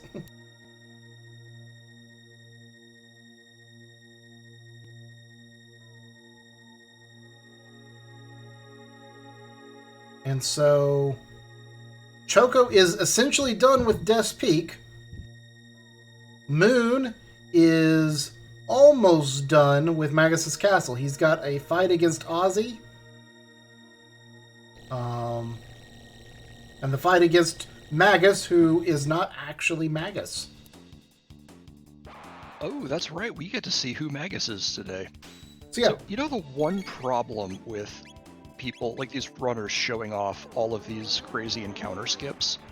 For so many of them, it's so smooth and seamless, you don't actually know that they're skipping an encounter. Right. They're just kind of running down a corridor and, oh look, there were 4 fights that they just skipped.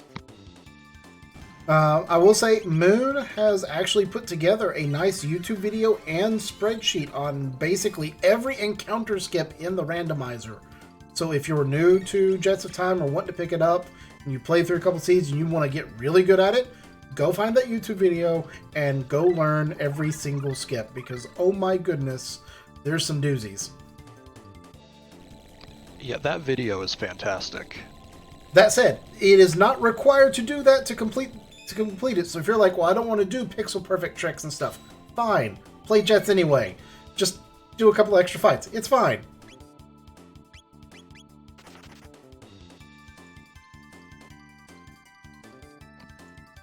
Oh yeah, for sure. And I mean, if you're looking at this and thinking, hey, you know, I really want to try this out. You know, I want to get some Chrono Trigger randomizer action in my life. Well, thanks to Randroid, we have a link to the Discord and a link to the randomizer, so feel free to stop on by. We have a great community, lots of good people, always willing to answer questions, and not at all hard to get an impromptu little race going with some people, just a casual race. So yeah, feel free to stop on in.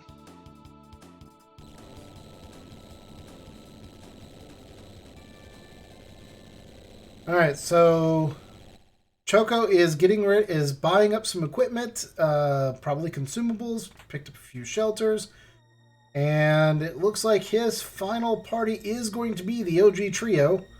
Moon skipping a set of fights in Magus's lair, and we'll now have the fights against Ozzy. Yeah, Moon just skipped that entire room full of like 4 fights. And so now it's which is going to be. So Moon still has another fight in front of him, but then Ocean Palace can be so quick with the right team. And then Lavos versus Zeal 2, which is the easier / faster fight. Yeah, it's really... it's so close right now. So Black Omen has the boss gauntlet at the end, which can be pretty party and tech dependent, but if you have the right party, you have the right gear, you can blitz it pretty fast. So, I mean, Choco could absolutely fly through it. Moon will be going through Ocean Palace shortly, but he also still has to defeat Pseudo Magus.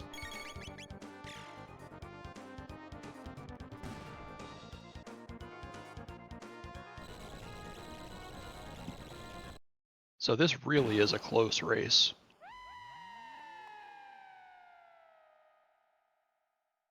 I will say the Ozzy fight is one of my favorites, and right now it actually gives you 4 lapises.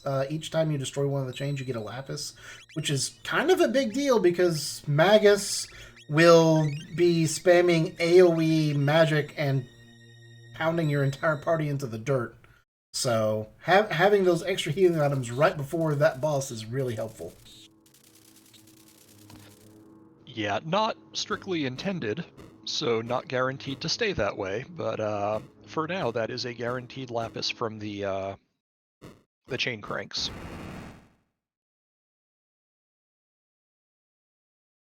Alright, who is it? Oh, it was Frog. It is Frog the whole time. Frog is the reason for the madness. Dang it, Frog. Stop trying to summon the incarnation of pure evil and go back to saving the kingdom.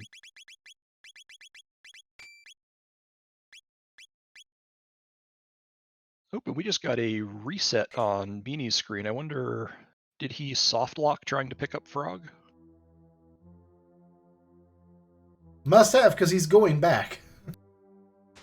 So, this game does not handle character joins well, and that's just the game engine itself. As with many SNES-era games, the engine is held together with duct tape and little bits of string, so the game does some weird smoke and mirrors under the hood to sort of handle character joins in a weird way on these screens, and you can end up with some soft locks. If it happens, well, hopefully you saved. Yeah, hopefully you saved right before you came in. So look, Frog is trolling in the future. Frog is trolling in the slightly near past. Frog is the reason for all the trolls. The whole seed, it's all Frog's fault. Everyone blame Frog. Frocky, I know you're out there. Give us your wonderful frog emotes.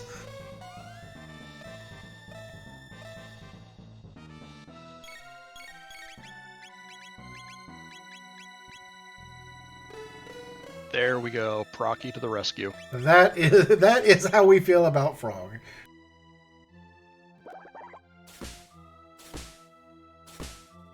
I mean, yes, it's about the same sentiment, Exarchun. Pretty much the same. Okay, so Choco is making his way through Black Omen pretty quickly here. I think the next room is the orb room, so he's about a quarter of the way through that final dungeon already. Yeah, Choco is absolutely terrifyingly fast at Black Omen.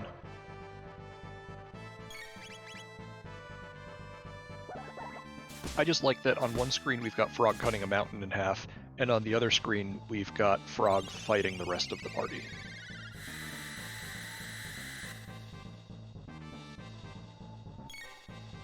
And apparently flexing so hard that he causes lightning to shoot out at his opponents.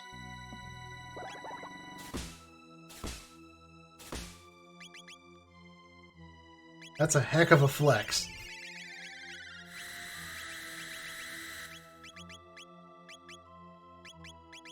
Alright, we see Cthulhu Crisis starting his climb of Death's Peak to get his access to Black Omen. As Beanie Weenie is starting his run into Magus' castle. So, I mean, again, we've got two people at roughly starting the dungeon before the final dungeon at the same time, as the other two runners are finishing the dungeon before the end of the dungeon at almost the same time. Choco has actually managed to get a bit of a lead here, but is stopping to kill the boss orbs for extra loot and extra tech points. And this must... Yeah, and looks like he's got some fire absorb equipment on too, which is helping him to just eat those fire AoEs from the boss orb. And this must be to either unlock Ice 2 or Fire 2. He does need Ice 2. Was it Fire 2 is the final tech as well? But... Yeah, he already has Flare, so if he's running with the Maro Luca combo, he just wants Ice 2 for that Antipode 3. Yeah, but it may also want Fire 2 for Antipode 2 for Zeal, because you have to have the quasi-single target damage. Good point.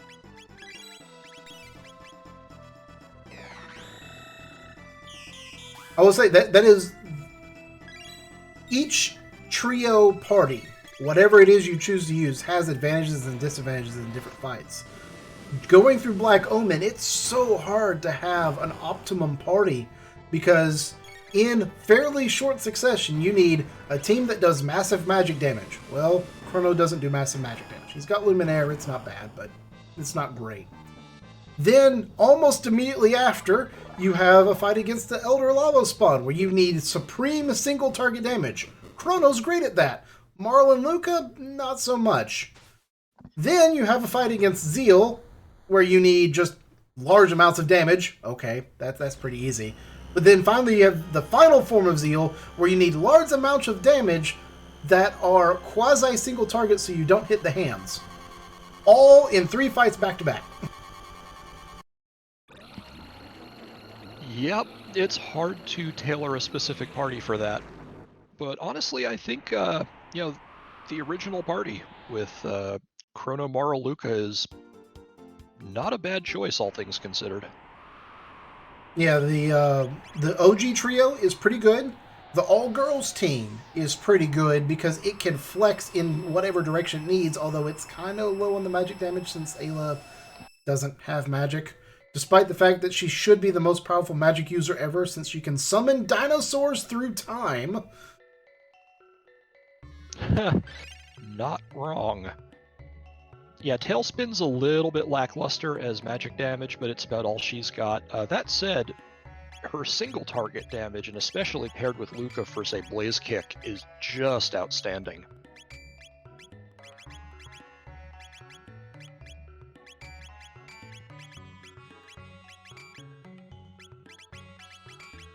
Alright, so we are in the shop for Black Omen. There's a Wonder Shot and a Haste Helm in the chest. It doesn't matter what the shop has at this point.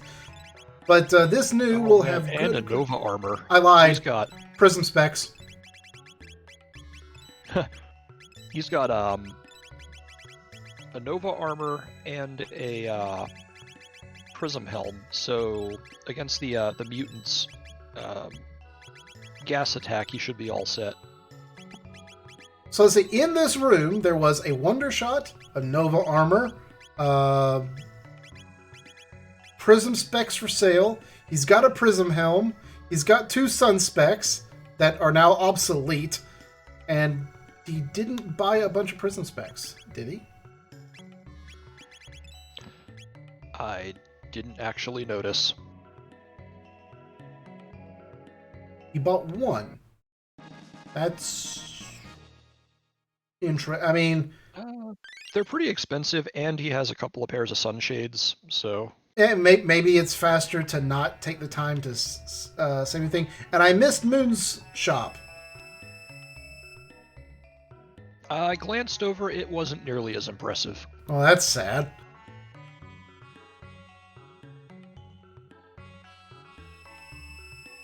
Holy cow. Cthulhu, stop. Or not Cthulhu, Choco, stop. That's ridiculous. He triple skipped the freaking snakes. I watched him do that in his last race as well. Like, I don't know how he does that room so well. That's just impressive. I don't even.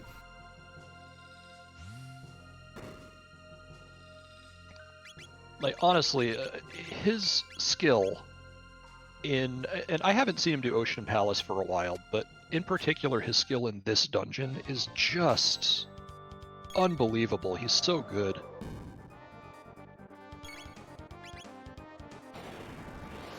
Alright, Moon is getting ready to enter the Ocean Palace. He's got the fight here against the Golem.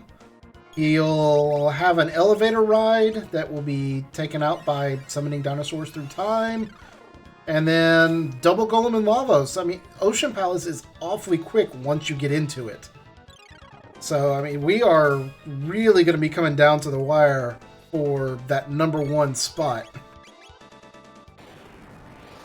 Yeah, either way, this is going to be pretty close.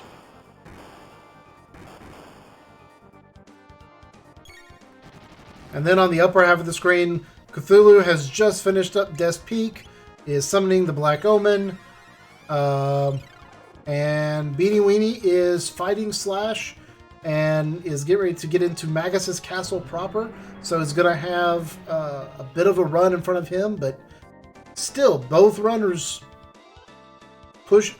All of them are pushing within 5 minutes of each other at this point.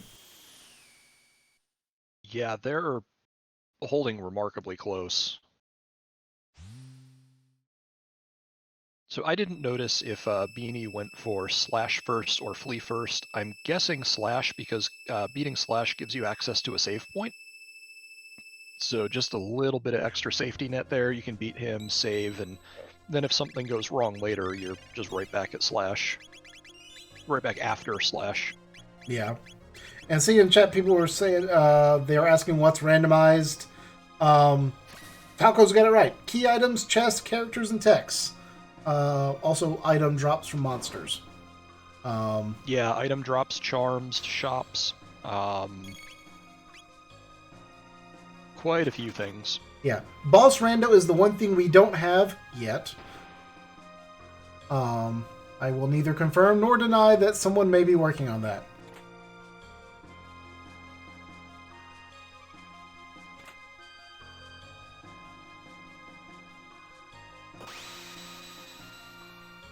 That said, right. the Chrono Trigger work. Oh, go ahead. I would say Choco's hit the boss gauntlet. He is now on Giga Mutant. And go ahead. I was gonna say, the Chrono Trigger is a prime example of the SNES games that are held together with duct tape and spit. There is so much that is either hard-coded in or just barely functioning, which is why picking up a character might lock up your game. Moving a sprite around might lock up a game. And then you have fights like Giga Mutant where, oh, we want you to do magic damage to us. But if you do magic damage to us, we're going to drain your MP so you can't do magic damage to us because this sounds like a fun fight.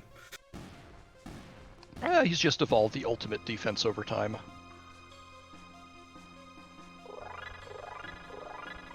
Really, I feel like Giga Mutant's the worst boss in the entire Black Omen. I would rather fight Zeal 2 a second time than have to fight Giga Mutant. I mean, you're not wrong.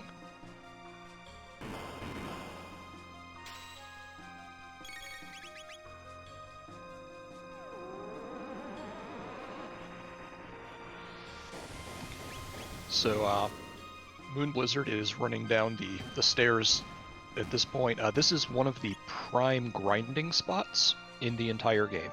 You notice that is a ton of experience, a ton of tech points, but he doesn't need to grind. So he's just blitzing the stairs. And you could even run from these fights if you wanted to, but I think he still needs a few tech points to maybe unlock Ice 2 and Fire 2 for Anipo 2. Although that is less important for him than it is for Choco, who's just finished up the Giga Mutant fight. There is less of an opportunity for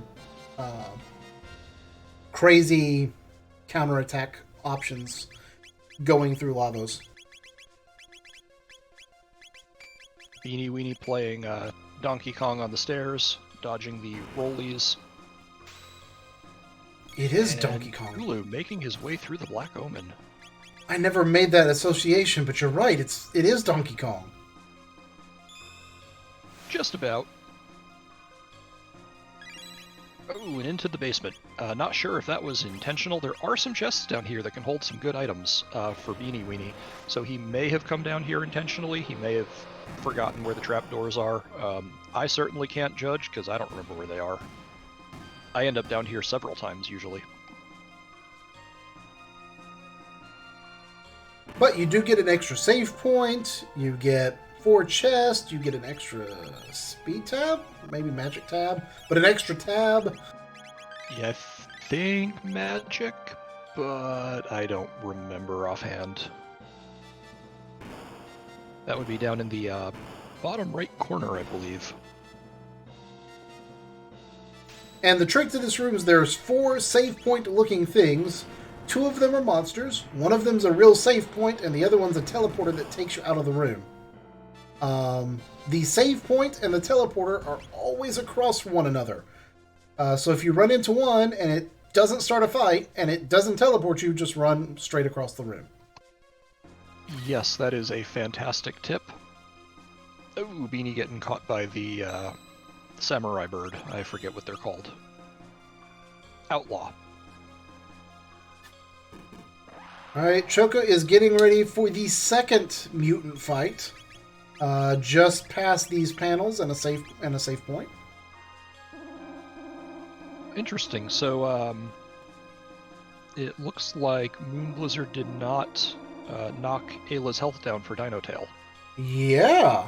Now, it may be that he has enough health that it is going to do enough damage anyway. You do not have to get to 0 health for it to be useful. You just need enough to do 200, 250 damage against the scouts, and he's got that. So he's actually protected against anything like a super quick turn or a missed menu input. He is. I wonder if he put on a gold earring. Yeah, there's Taco in chat. Same thing. Probably stuck a gold earring. She's got a ton of max HP, and that difference is still enough to do the job.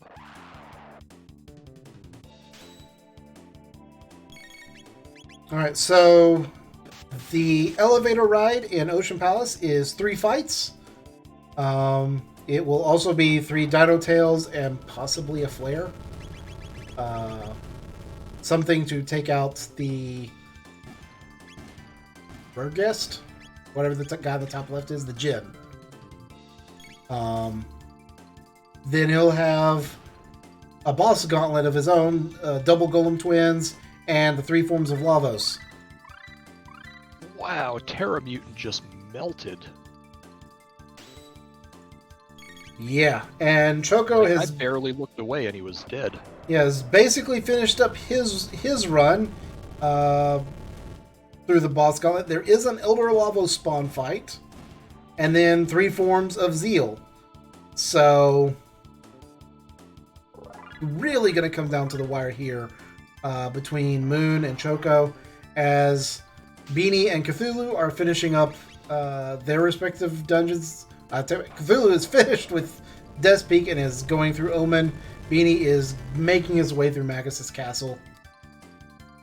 All 100 monsters that you, in theory, have to fight. I always thought in vanilla I actually had to take every fight, and I didn't skip a single one. I was mistaken. So yeah, Choco coming up on Elder Lavos spawn. Right after that, he fights Zeal, and that's it. Moon, of course, nailing that skip perfectly. If he does it one more time, I think his next fight is the Golem Twins. And right when he finishes that, he is on his way to Lavos, so this is gonna be tight. So the difference, I think, is going to come down to Lavos Shell and Lavos 2 are more difficult fights than Zeal 1 and Mammon Machine. Yeah, it may come down to that. Not even more difficult, just they have more HP.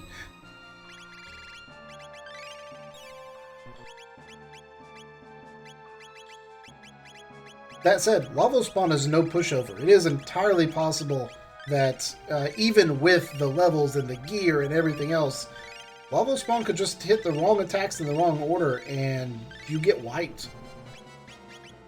Yeah, Elder Lavos spawn hits really hard, has quite a bit of health, and frankly, I've seen people just accidentally misclick when targeting the head and hit the shell and just end the fight right there with that counterattack. But it looks like he's got shields up, or at least safe, on Marl and Luca, and Chrono's wearing, it was either a Nova or a Moon armor, so he's minimized the danger as much as possible. And Choco is taking the safer route. Luca down to 150 HP. Let's see, Luca's throwing out Protects. Marl not throwing out Haste, interestingly. Too busy healing people up. But Chrono's basically doing all the work with his Confuse.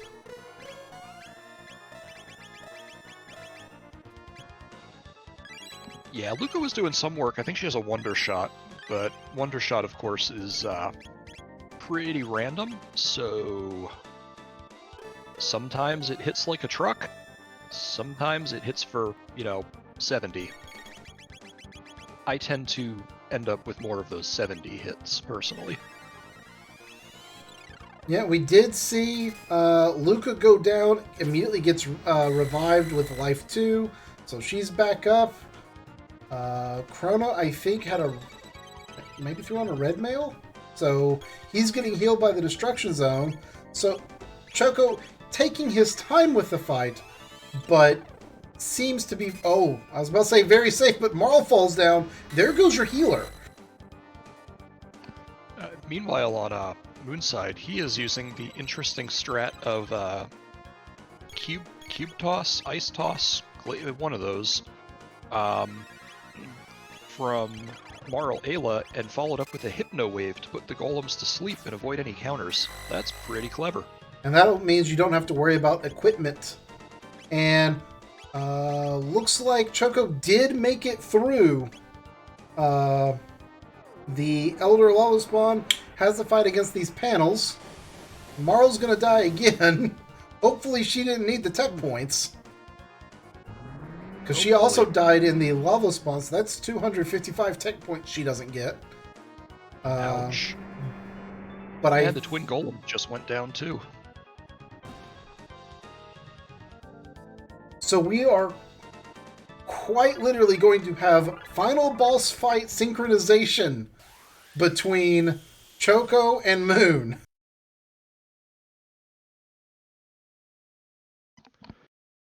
Yeah, that's pretty crazy. As Beanie gets the news that Frog has been summoning Lavos all along.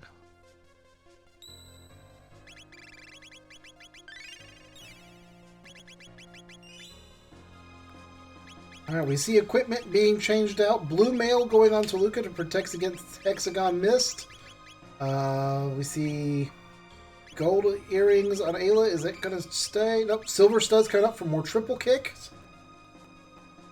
Oh yeah, and in chat, you're not wrong.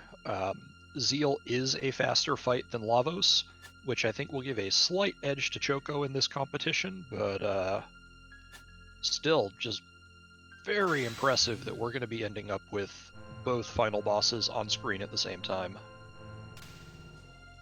with two such divergent routes at the end.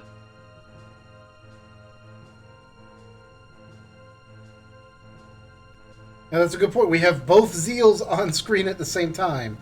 All the Zeals in all the time periods. We had all the frogs in all the time periods. This has been one heck of a race between all four runners. Every one of them has had an amazing go of this. Oh yeah, and Zeal 1 just fell over.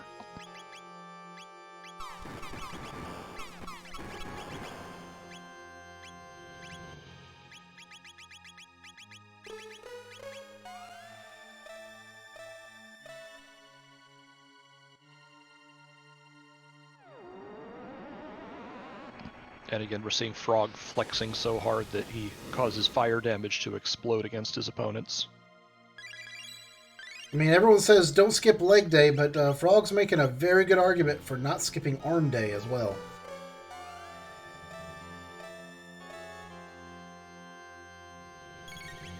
Because now he's summoning the dead.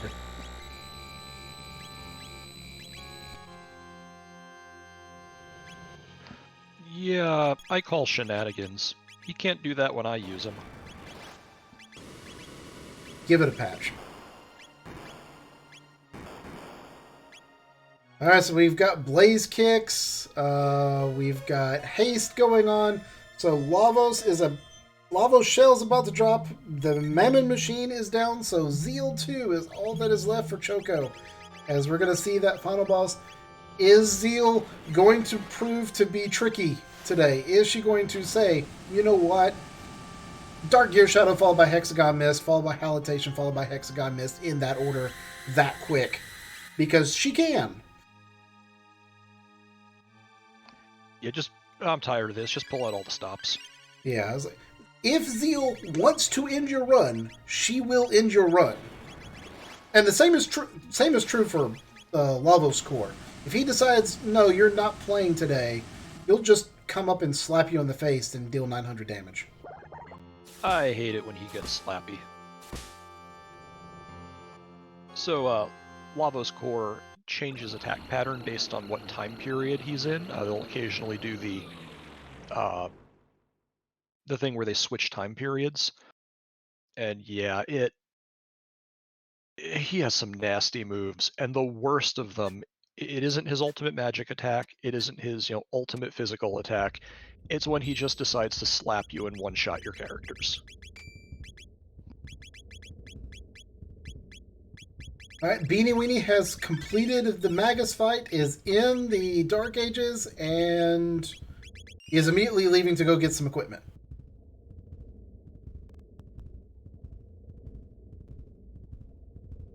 Procky has a Lavos slap emote. Huh. Well, I know what I need to go do. Yeah. That's fantastic. I hadn't seen that one yet.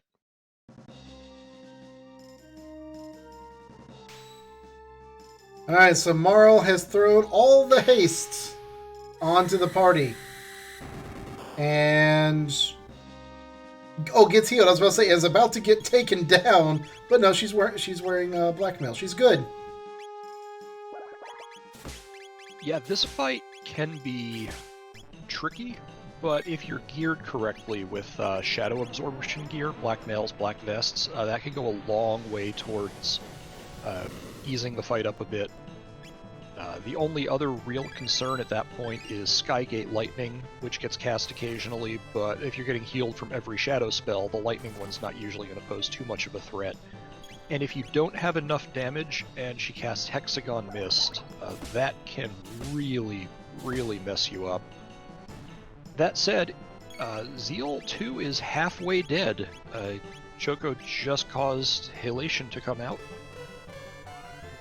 Yeah, and I'm watching on Moon Screen, the Boomerangs of Doom came out and knocked Luca out. Those boomerangs are awful. Like, if he just decides to snipe down the same person with both sets of boomerangs, there's just nothing you can do about it. You're dead. Time to res.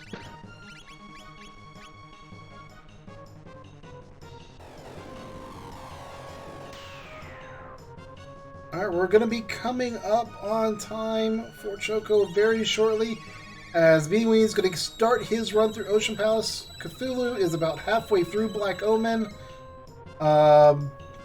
Moon having some issues with Lavos. Ayla and Luca both going down. More boomerangs coming out. Marl dropped down to 150 HP. Yeah, those arms, if they just decide they're not being nice, down you go. The boomerangs hit so hard. And especially, Marl and Luca don't have the best physical defense, so they are particularly susceptible to high damage physical attacks like the boomerangs or the Lavos slap.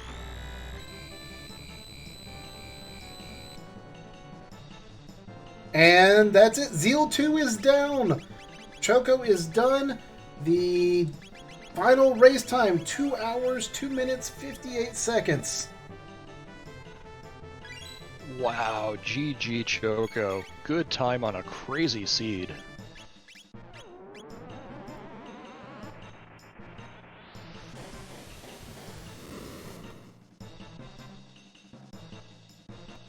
Really, that is a ridiculous time in general for a near 100% seed to still almost sub 2 hour. Yeah, that 2 hours, like 2 hours 3 minutes, is a solid time just in general. That's better than my PB, and like you said, you look at those trackers, they're pretty full. There wasn't much left.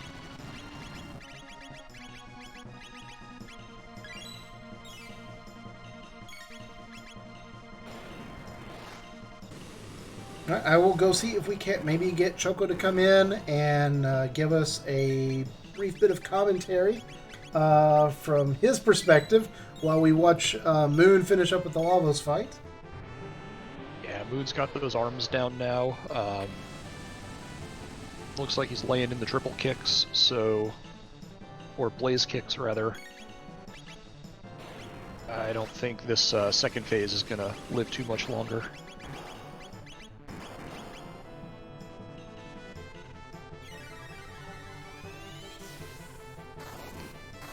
Meanwhile, Cthulhu is taking on Giga Mutant, and yet another boss fight over on Beanie Weenie's screen.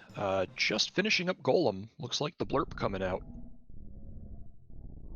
Yeah, and Lavos 2 is down, so we're getting ready to push into the Lavos core. There is a menu skip here you can do. Yes, definitely we'll be looking for that. There is a minor glitch that can be used in several places in the game, one of the most notable being right here. When the screen reaches fully black, if you press and hold the menu button, as Moon just did, you can actually access your menu, change your equipment, use some healing items in between phases of the Lavos fight. So you can use that to very good effect here, taking off status protection gear if you don't need it or have better pieces, just healing up your party in general so you're not worried about the opening of the fight.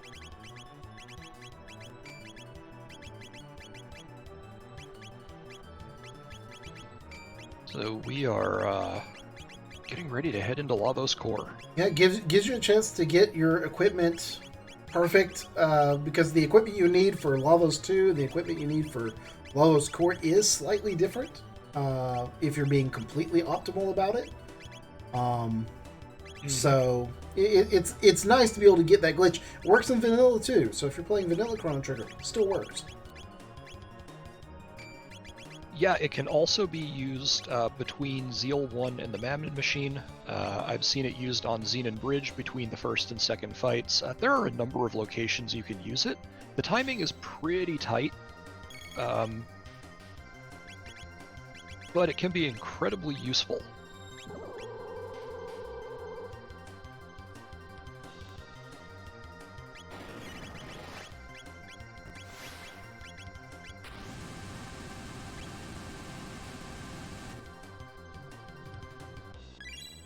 Alright, looks like there's an Antipode 3 going down, so based on that I'm saying Moon's probably just going to try and nuke down the nuke down the center.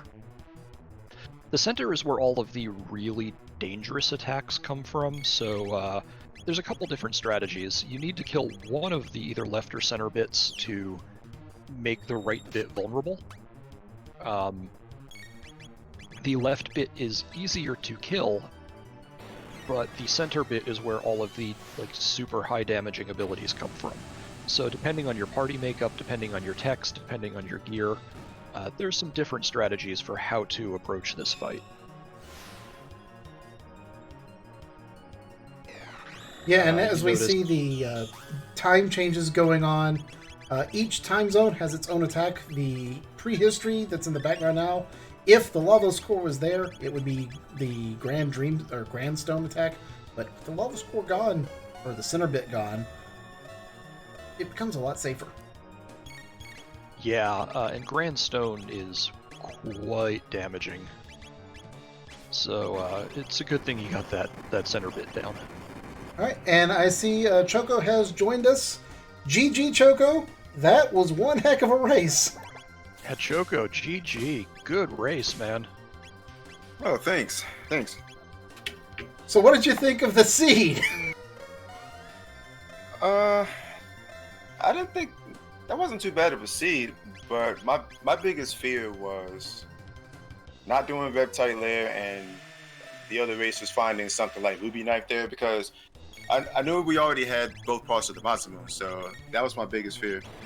But I said to myself, okay, let me just follow this chain of Prism Shard to Giant's Lair, or Giant's Claw, and I think that was Hero Meta. Let's see what comes out of that. Yeah. I was relieved when I saw that pendant.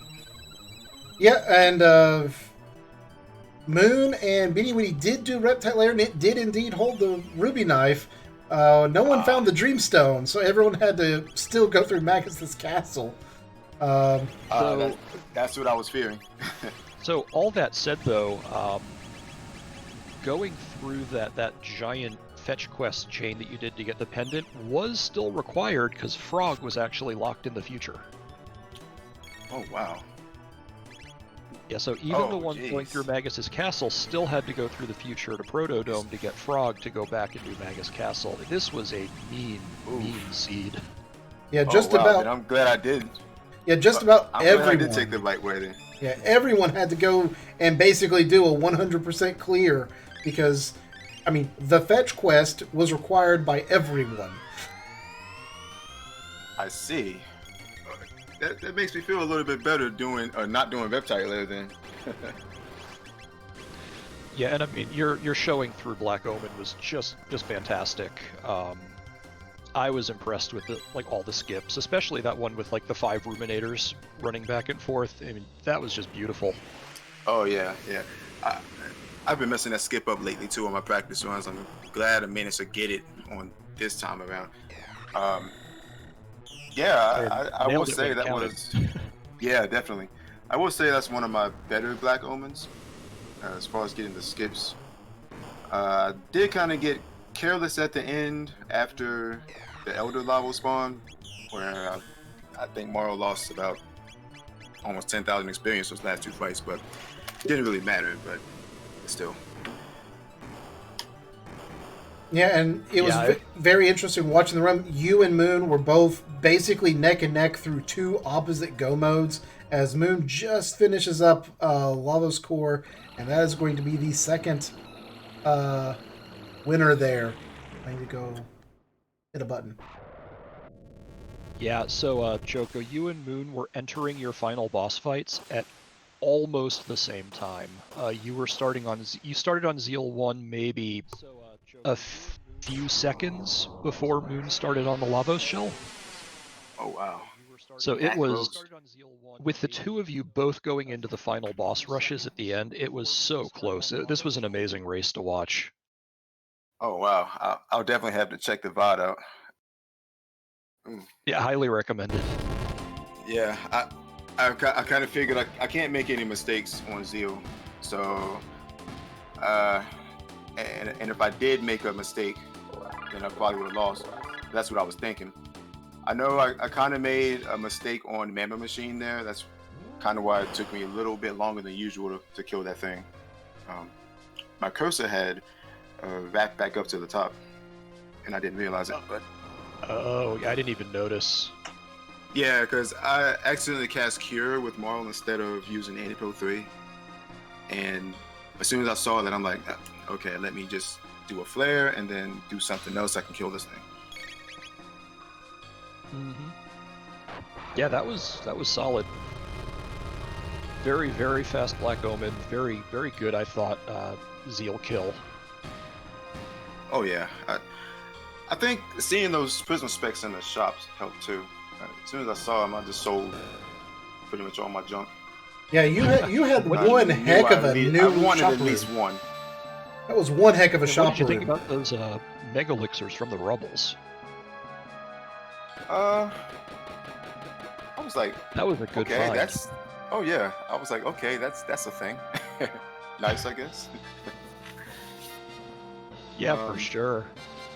Oh yeah, it's very nice when those things drop something good. Especially on a Zeal 2 seed, where you have to deal with that halation midway through and get everyone back up quick.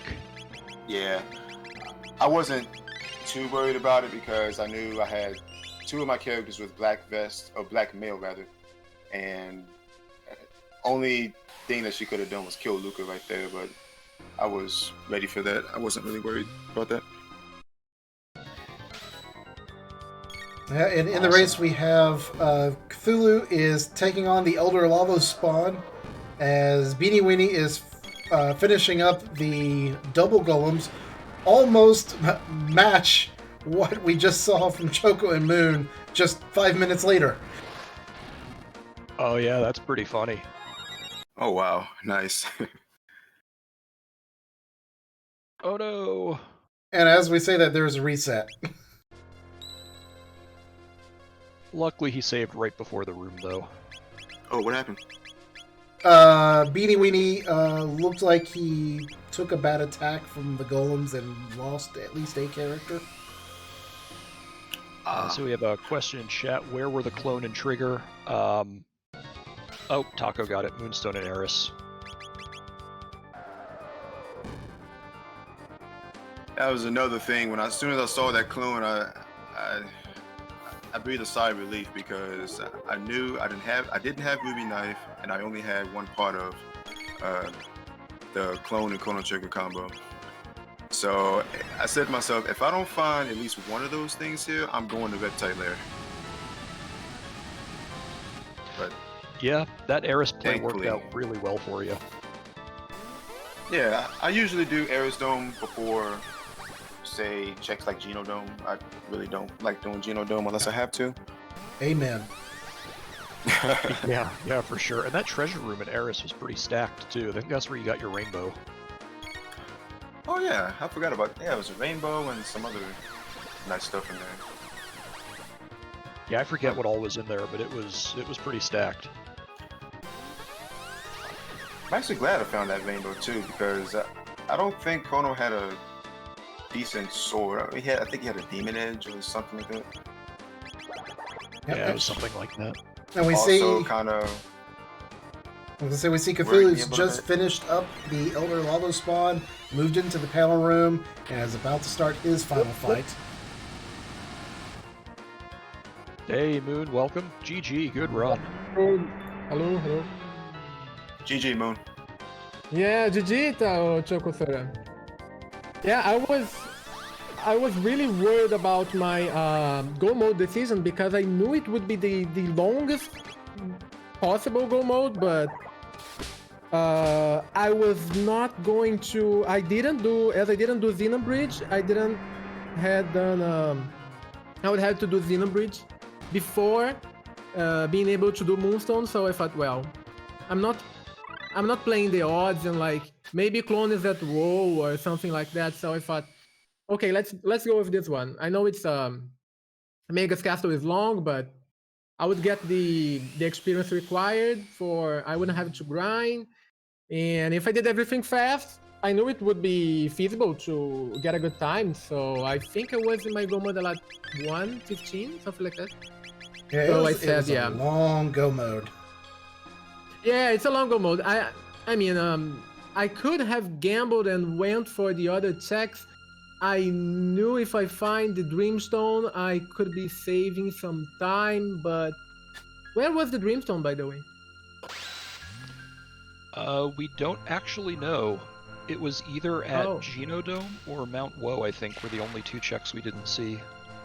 Yeah, so I would have to do bridge and everything else to get the clone and trigger. Yeah, it would have been faster to go for the black element, but well, yeah. Yeah, it's that decision. I Do you had to take choose. that known go mode, or do you go hunting? Because stuff Yeah. could have been anywhere still. Yeah, so Yeah. I couldn't be I couldn't be like, okay, I'll go do Son of Sun or I'll go do Ares Dome, and I would still be needing to find both clone and trigger, so that's why I didn't go for that route. If I hadn't reset on bridge, maybe I would. I was counting if we had frog, maybe that would have been the fastest decision after all, but we did not, so it was a key chain to go and grab all the key items, so it was kind of frustrating to see the chain like Prism Shard and Giant's Claw and Hero Medal, and oh my god. Yeah, that But was it was a chain. fun, right? Yeah. You should watch the VOD back for this one at some point. You and Choco went into your respective final boss fights at almost the same time. Wow. Yeah, but I think maybe because Zeo 2 is a faster sequence, Zeo, Mammon, and Zeo 2 is faster. That's why I think, yeah, I think it was what, 10 minutes? Yeah, it's about a 10-minute difference between your runs. I- And you all were basically neck and neck through the last 2-3 dungeons y'all did. You Yeah, started. 8 minutes difference. Yeah, Oh my. yeah. You started Magus Castle slightly before he started to climb a Death Peak. Wow. And the best part is, Yeah, you yeah. all have another race coming up. Uh-oh. Let's go. Yeah. Oh yeah. Gotta go. So You know what's funny? what's that? Yeah. When I saw the bridge item, I was very tempted to reset out of that millstone. But I said to Oh. myself, I've got Morrow, let's see what happens with this. So I went and did it. Yeah, I think that was your the decision that I think made you do the right choices and get the fastest go mode. Oh, Yeah. that's nice. I was really scared of that chain though. I was really scared it would have been Prism Shard to Giant's Claw to Hero Metal to But Jerky or did Tools you- or something like that. Did you do Reptite layer? No, I never touched Reptile Lair. Oh.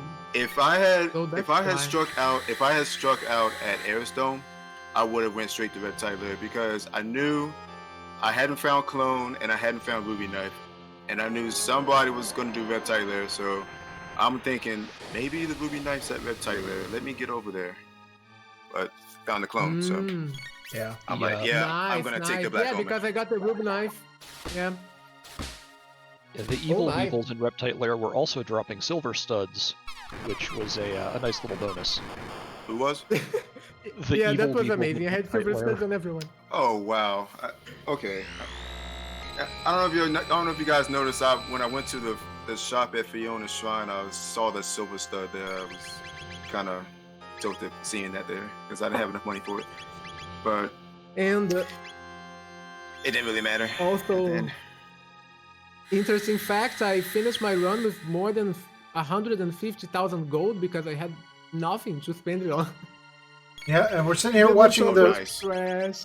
we're sitting here watching Beanie Weenie trying desperately to get through the lava shell and just getting bodied.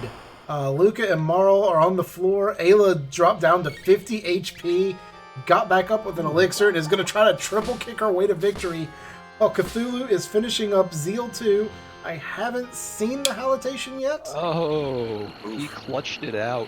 Yeah, I think Halation went out already. Okay, so Zeal 2's half done. Ayla clutching out the Lavo Shell kill. So, going to be taking on Lavos 2 here in just a minute.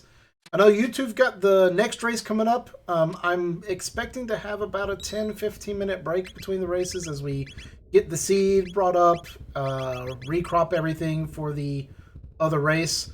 So, go get a drink of water. Go rest.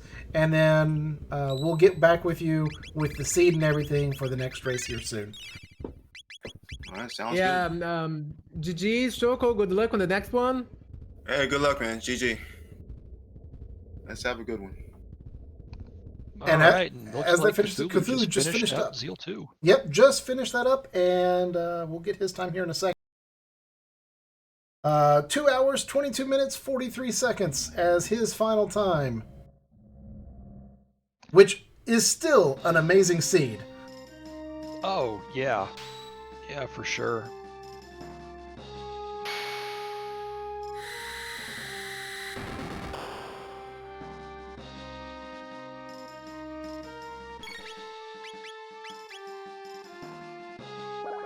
And everyone's really close, too. I mean, Beanie, he's on second phase of Lavos, so he's not that far behind. Yes, I mean, just ridiculous runs and oh, double boomerangs into a reset. That's nasty. Yeah, the one problem with the all-girl team, it is a bit of a glass cannon, and Lavos with boomerangs will one-shot maybe everyone.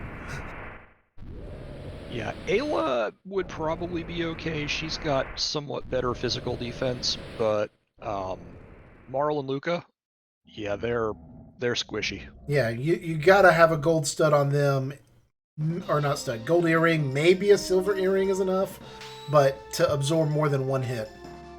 Yeah, or even as Moon is saying, just toss a green dream on. Yeah, hey Cthulhu, welcome to chat. GG, good run, man. That was a seed.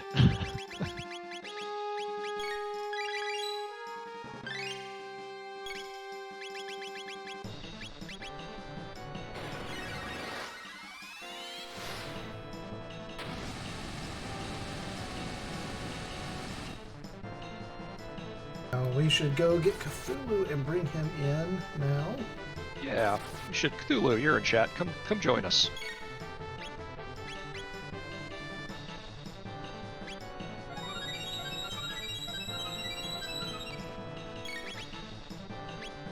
Hey, Cthulhu, welcome. Hey, what's up, guys? GG, So, good run. That was a seed. GG. Yeah, that was interesting. We had a lot of options. And the for the sure. world's longest fetch quest. Yeah, yeah. It's not the longest I've ever seen. I'm really glad because I almost gambled on Mountain of Woe, but I didn't have Frog, and then I didn't even go looking for Frog because I was just gonna loot the future, and then go back and do a couple other checks. But in the process of looting the future, I found everything I needed.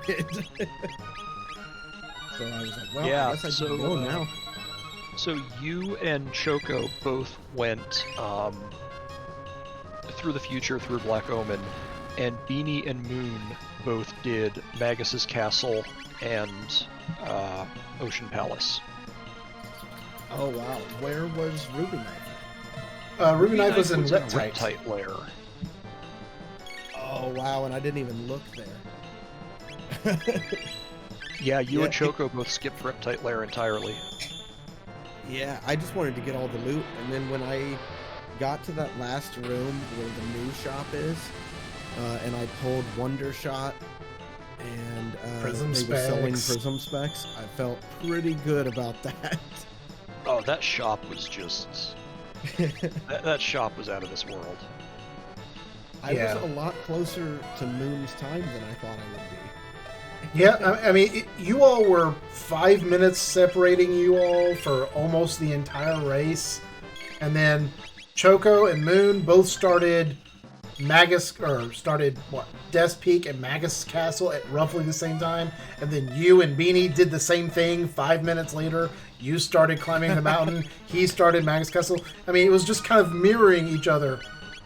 So, I mean, you all had some amazing really runs. happy.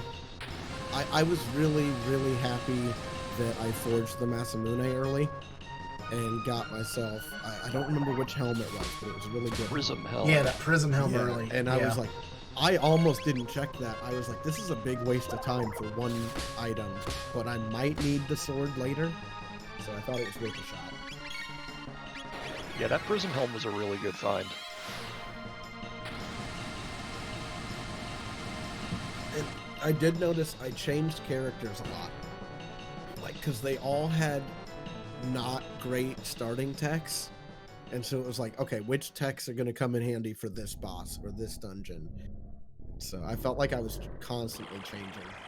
Yeah. And we see Beanie Weenie has taken down Lavos 2. Is getting ready to start the fight against the Lavos core. Escaping that first boomerang death means that getting through the rest of the battle is a lot easier now.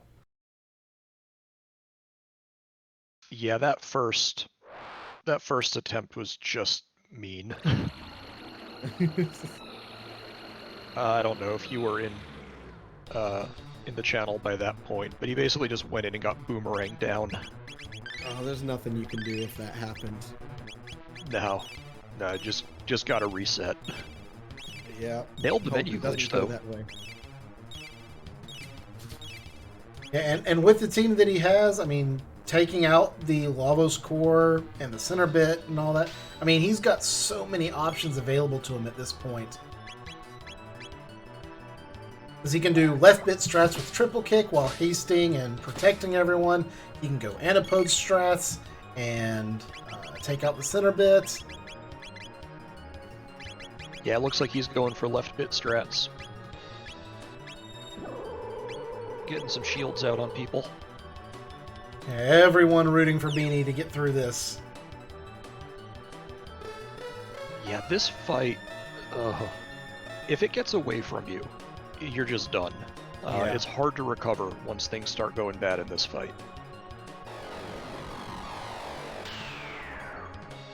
Yeah, I felt pretty good about that race. And I set a new PB, so Congratulations! can't complain about Oh, that. nice. Yeah, that.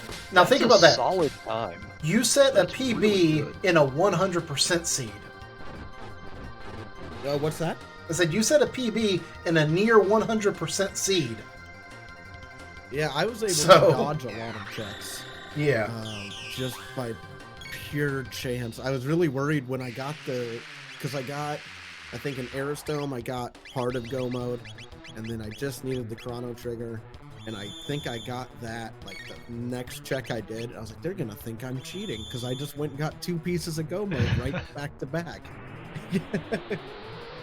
Yeah, this seed just set up to be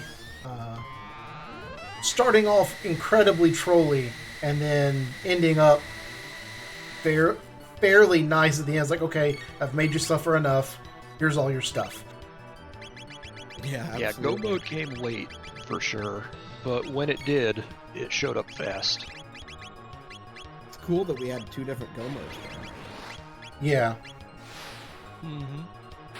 And we were thinking, like, it's impossible. We could almost get all 3 if, like, Eris Dome or Son of Sun happened to have been Dreamstone. And either Moon or Beanie Weenie had gotten that and could have gone that route instead.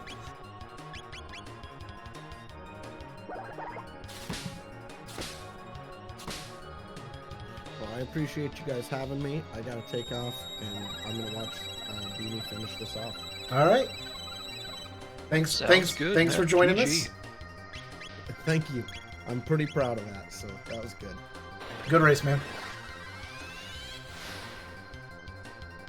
And we have Beanie trying to get through this now. Is going to be able to take down the center bit and dodge the ultimate magic attack. Marl has just enough health to survive the counterattack. And now triple kicks and Antipode Tudes can go off with abandon. Yeah, he's going to lay in some real nice damage at this point. There's possibly going to be a very brief period where the defense goes back up and then back down if it hasn't already. But yeah, triple kicks and Antipode. Probably Antipode 3s. He'll probably just eat the counterattack. Oh, nope, go with No, Blaze he's kicks. gonna go with blaze kicks and heals maybe. Take Marl to throw out ethers on everyone to get everyone's MP back up. Also a solid strategy. Blaze Kick is probably one of the strongest single target dual techs in the game. If not the strongest.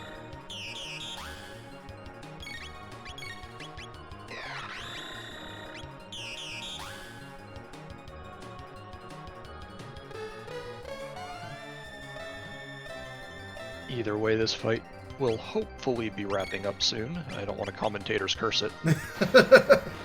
Yeah, but still, so much damage going out here. Overcoming the bad start on the first go through of Lavos 2 to be able to finish strong with some impressive damage. It's been a good race by all 4 runners, and we're not done. Yeah. One more to go. And there's GG. GG. Beanie Weenie finishing 2 hours, 33 minutes, 49 seconds.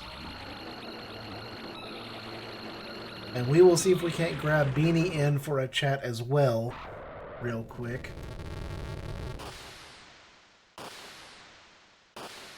Yeah, get him in, get his thoughts.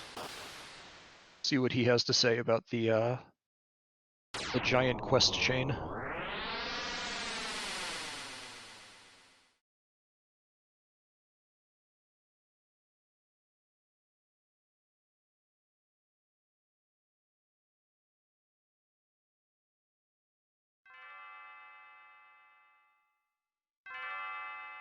Hey, Beanie, welcome. Hello. GG. Hello. Thank you, GG G. indeed. Thank you, G. What a Seed. freaking G. What a seed. Yeah, so first question, what'd you think about that fetch quest? It was, wow, let's line up every single fetch quest item. Okay, let's do that all in a row, just right in the middle of the seed. You've got no other options. Just go through all that crap. Excellent. I think where I made a mistake was I did Son of Sun when I should have just went straight to Frog. I knew Frog was at the factory, but I was holding out hope that I'd find Dreamstone somewhere. That's why I went and did the Sunstone stuff, and then went and did Son of Sun. I probably should have just went straight and got Frog. Did anyone else go through Magus? Moon Yeah, went so- through Magus as well. Okay. You and Moon Blizzard did Magus's Castle to Ocean Palace. Cthulhu and Chokosora did Black Omen. Got it. Where was the clone? Clone was Eris? Eris Dome. Okay, I never did Eris, so that makes sense. Yeah, and then the trigger was in Melchior for the Sunstone turn-in. Yeah, I had it. I was really disappointed when I saw that. Yeah. Oh, and Cthulhu's pointing out there is also a rainbow in Eris Dome and some sun specks in Eris Dome, and Well, I got some sun specs, but I could have got a second pair then. That was a good place to go, huh? yeah. They were also selling Prism specs in the Black Omen. Oh, neat. Oh, that's neat. That was, boy, I'm really glad that my shop was balanced just as powerfully as that one. Oh yeah. Oh, yeah. Absolutely. Yeah. Well, not a time I'm, disappointed that I came in last, but I'm not sad at the time, not given the circuitous nature of the seed, you know what I mean? Oh, that's a fantastic time for this seed. Yeah. I mean, that Absolutely. tracker's darn full after a long set of fetch quests, and If I that's a good had, I time. just took a couple of risks that, they could have just as easily paid off. And like, what if I'd have found Dreamstone and Son of Sun, and well, or what if I'd have found it on Sunstone? Did anyone else even check Sunstone? Choco did. I Okay. think. Well, at any rate, it was a great race. I had an excellent time. Well, that's good. Thank you it guys was- and Speed Gaming. And it was great because you and Cthulhu were essentially going into final dungeons at the same time. Moon and Choco were going into final dungeons at the same time. You all started your final bosses within 30 seconds of each other. So, Wow. That's awesome. I love it when they're close like that. yeah, it was good stuff. Any final thoughts Well, for awesome. us? I haven't ran in a couple of weeks, so I look forward to getting some practice back in, getting some races in, and seeing you guys again soon. Alrighty. That sounds good. All right, fellas, have a good one. Thanks. Thank you, you too. And with that, race 1 is done. Choco and Moon will be joining us again for another race here in hopefully about 15 minutes. Going to give the commentators a chance to go get a drink of water. Give the runners a chance to get up and stretch a bit before they sit back down and do another race. So we are going to go off stream for 10 to 15 minutes so that we can get everything set up proper. Come Sounds back. Good. I Come think back. I'll Enjoy be it. going out of that one, so we do have someone to take over and join you for the next one, correct? Yes, I believe Taco, the Prophet, is going to be joining me for the second run.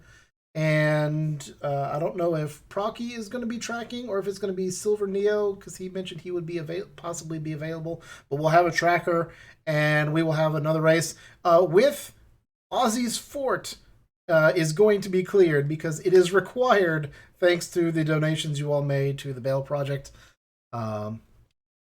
So we'll get to see something new in the next race, and maybe we won't have quite such a trolley seed.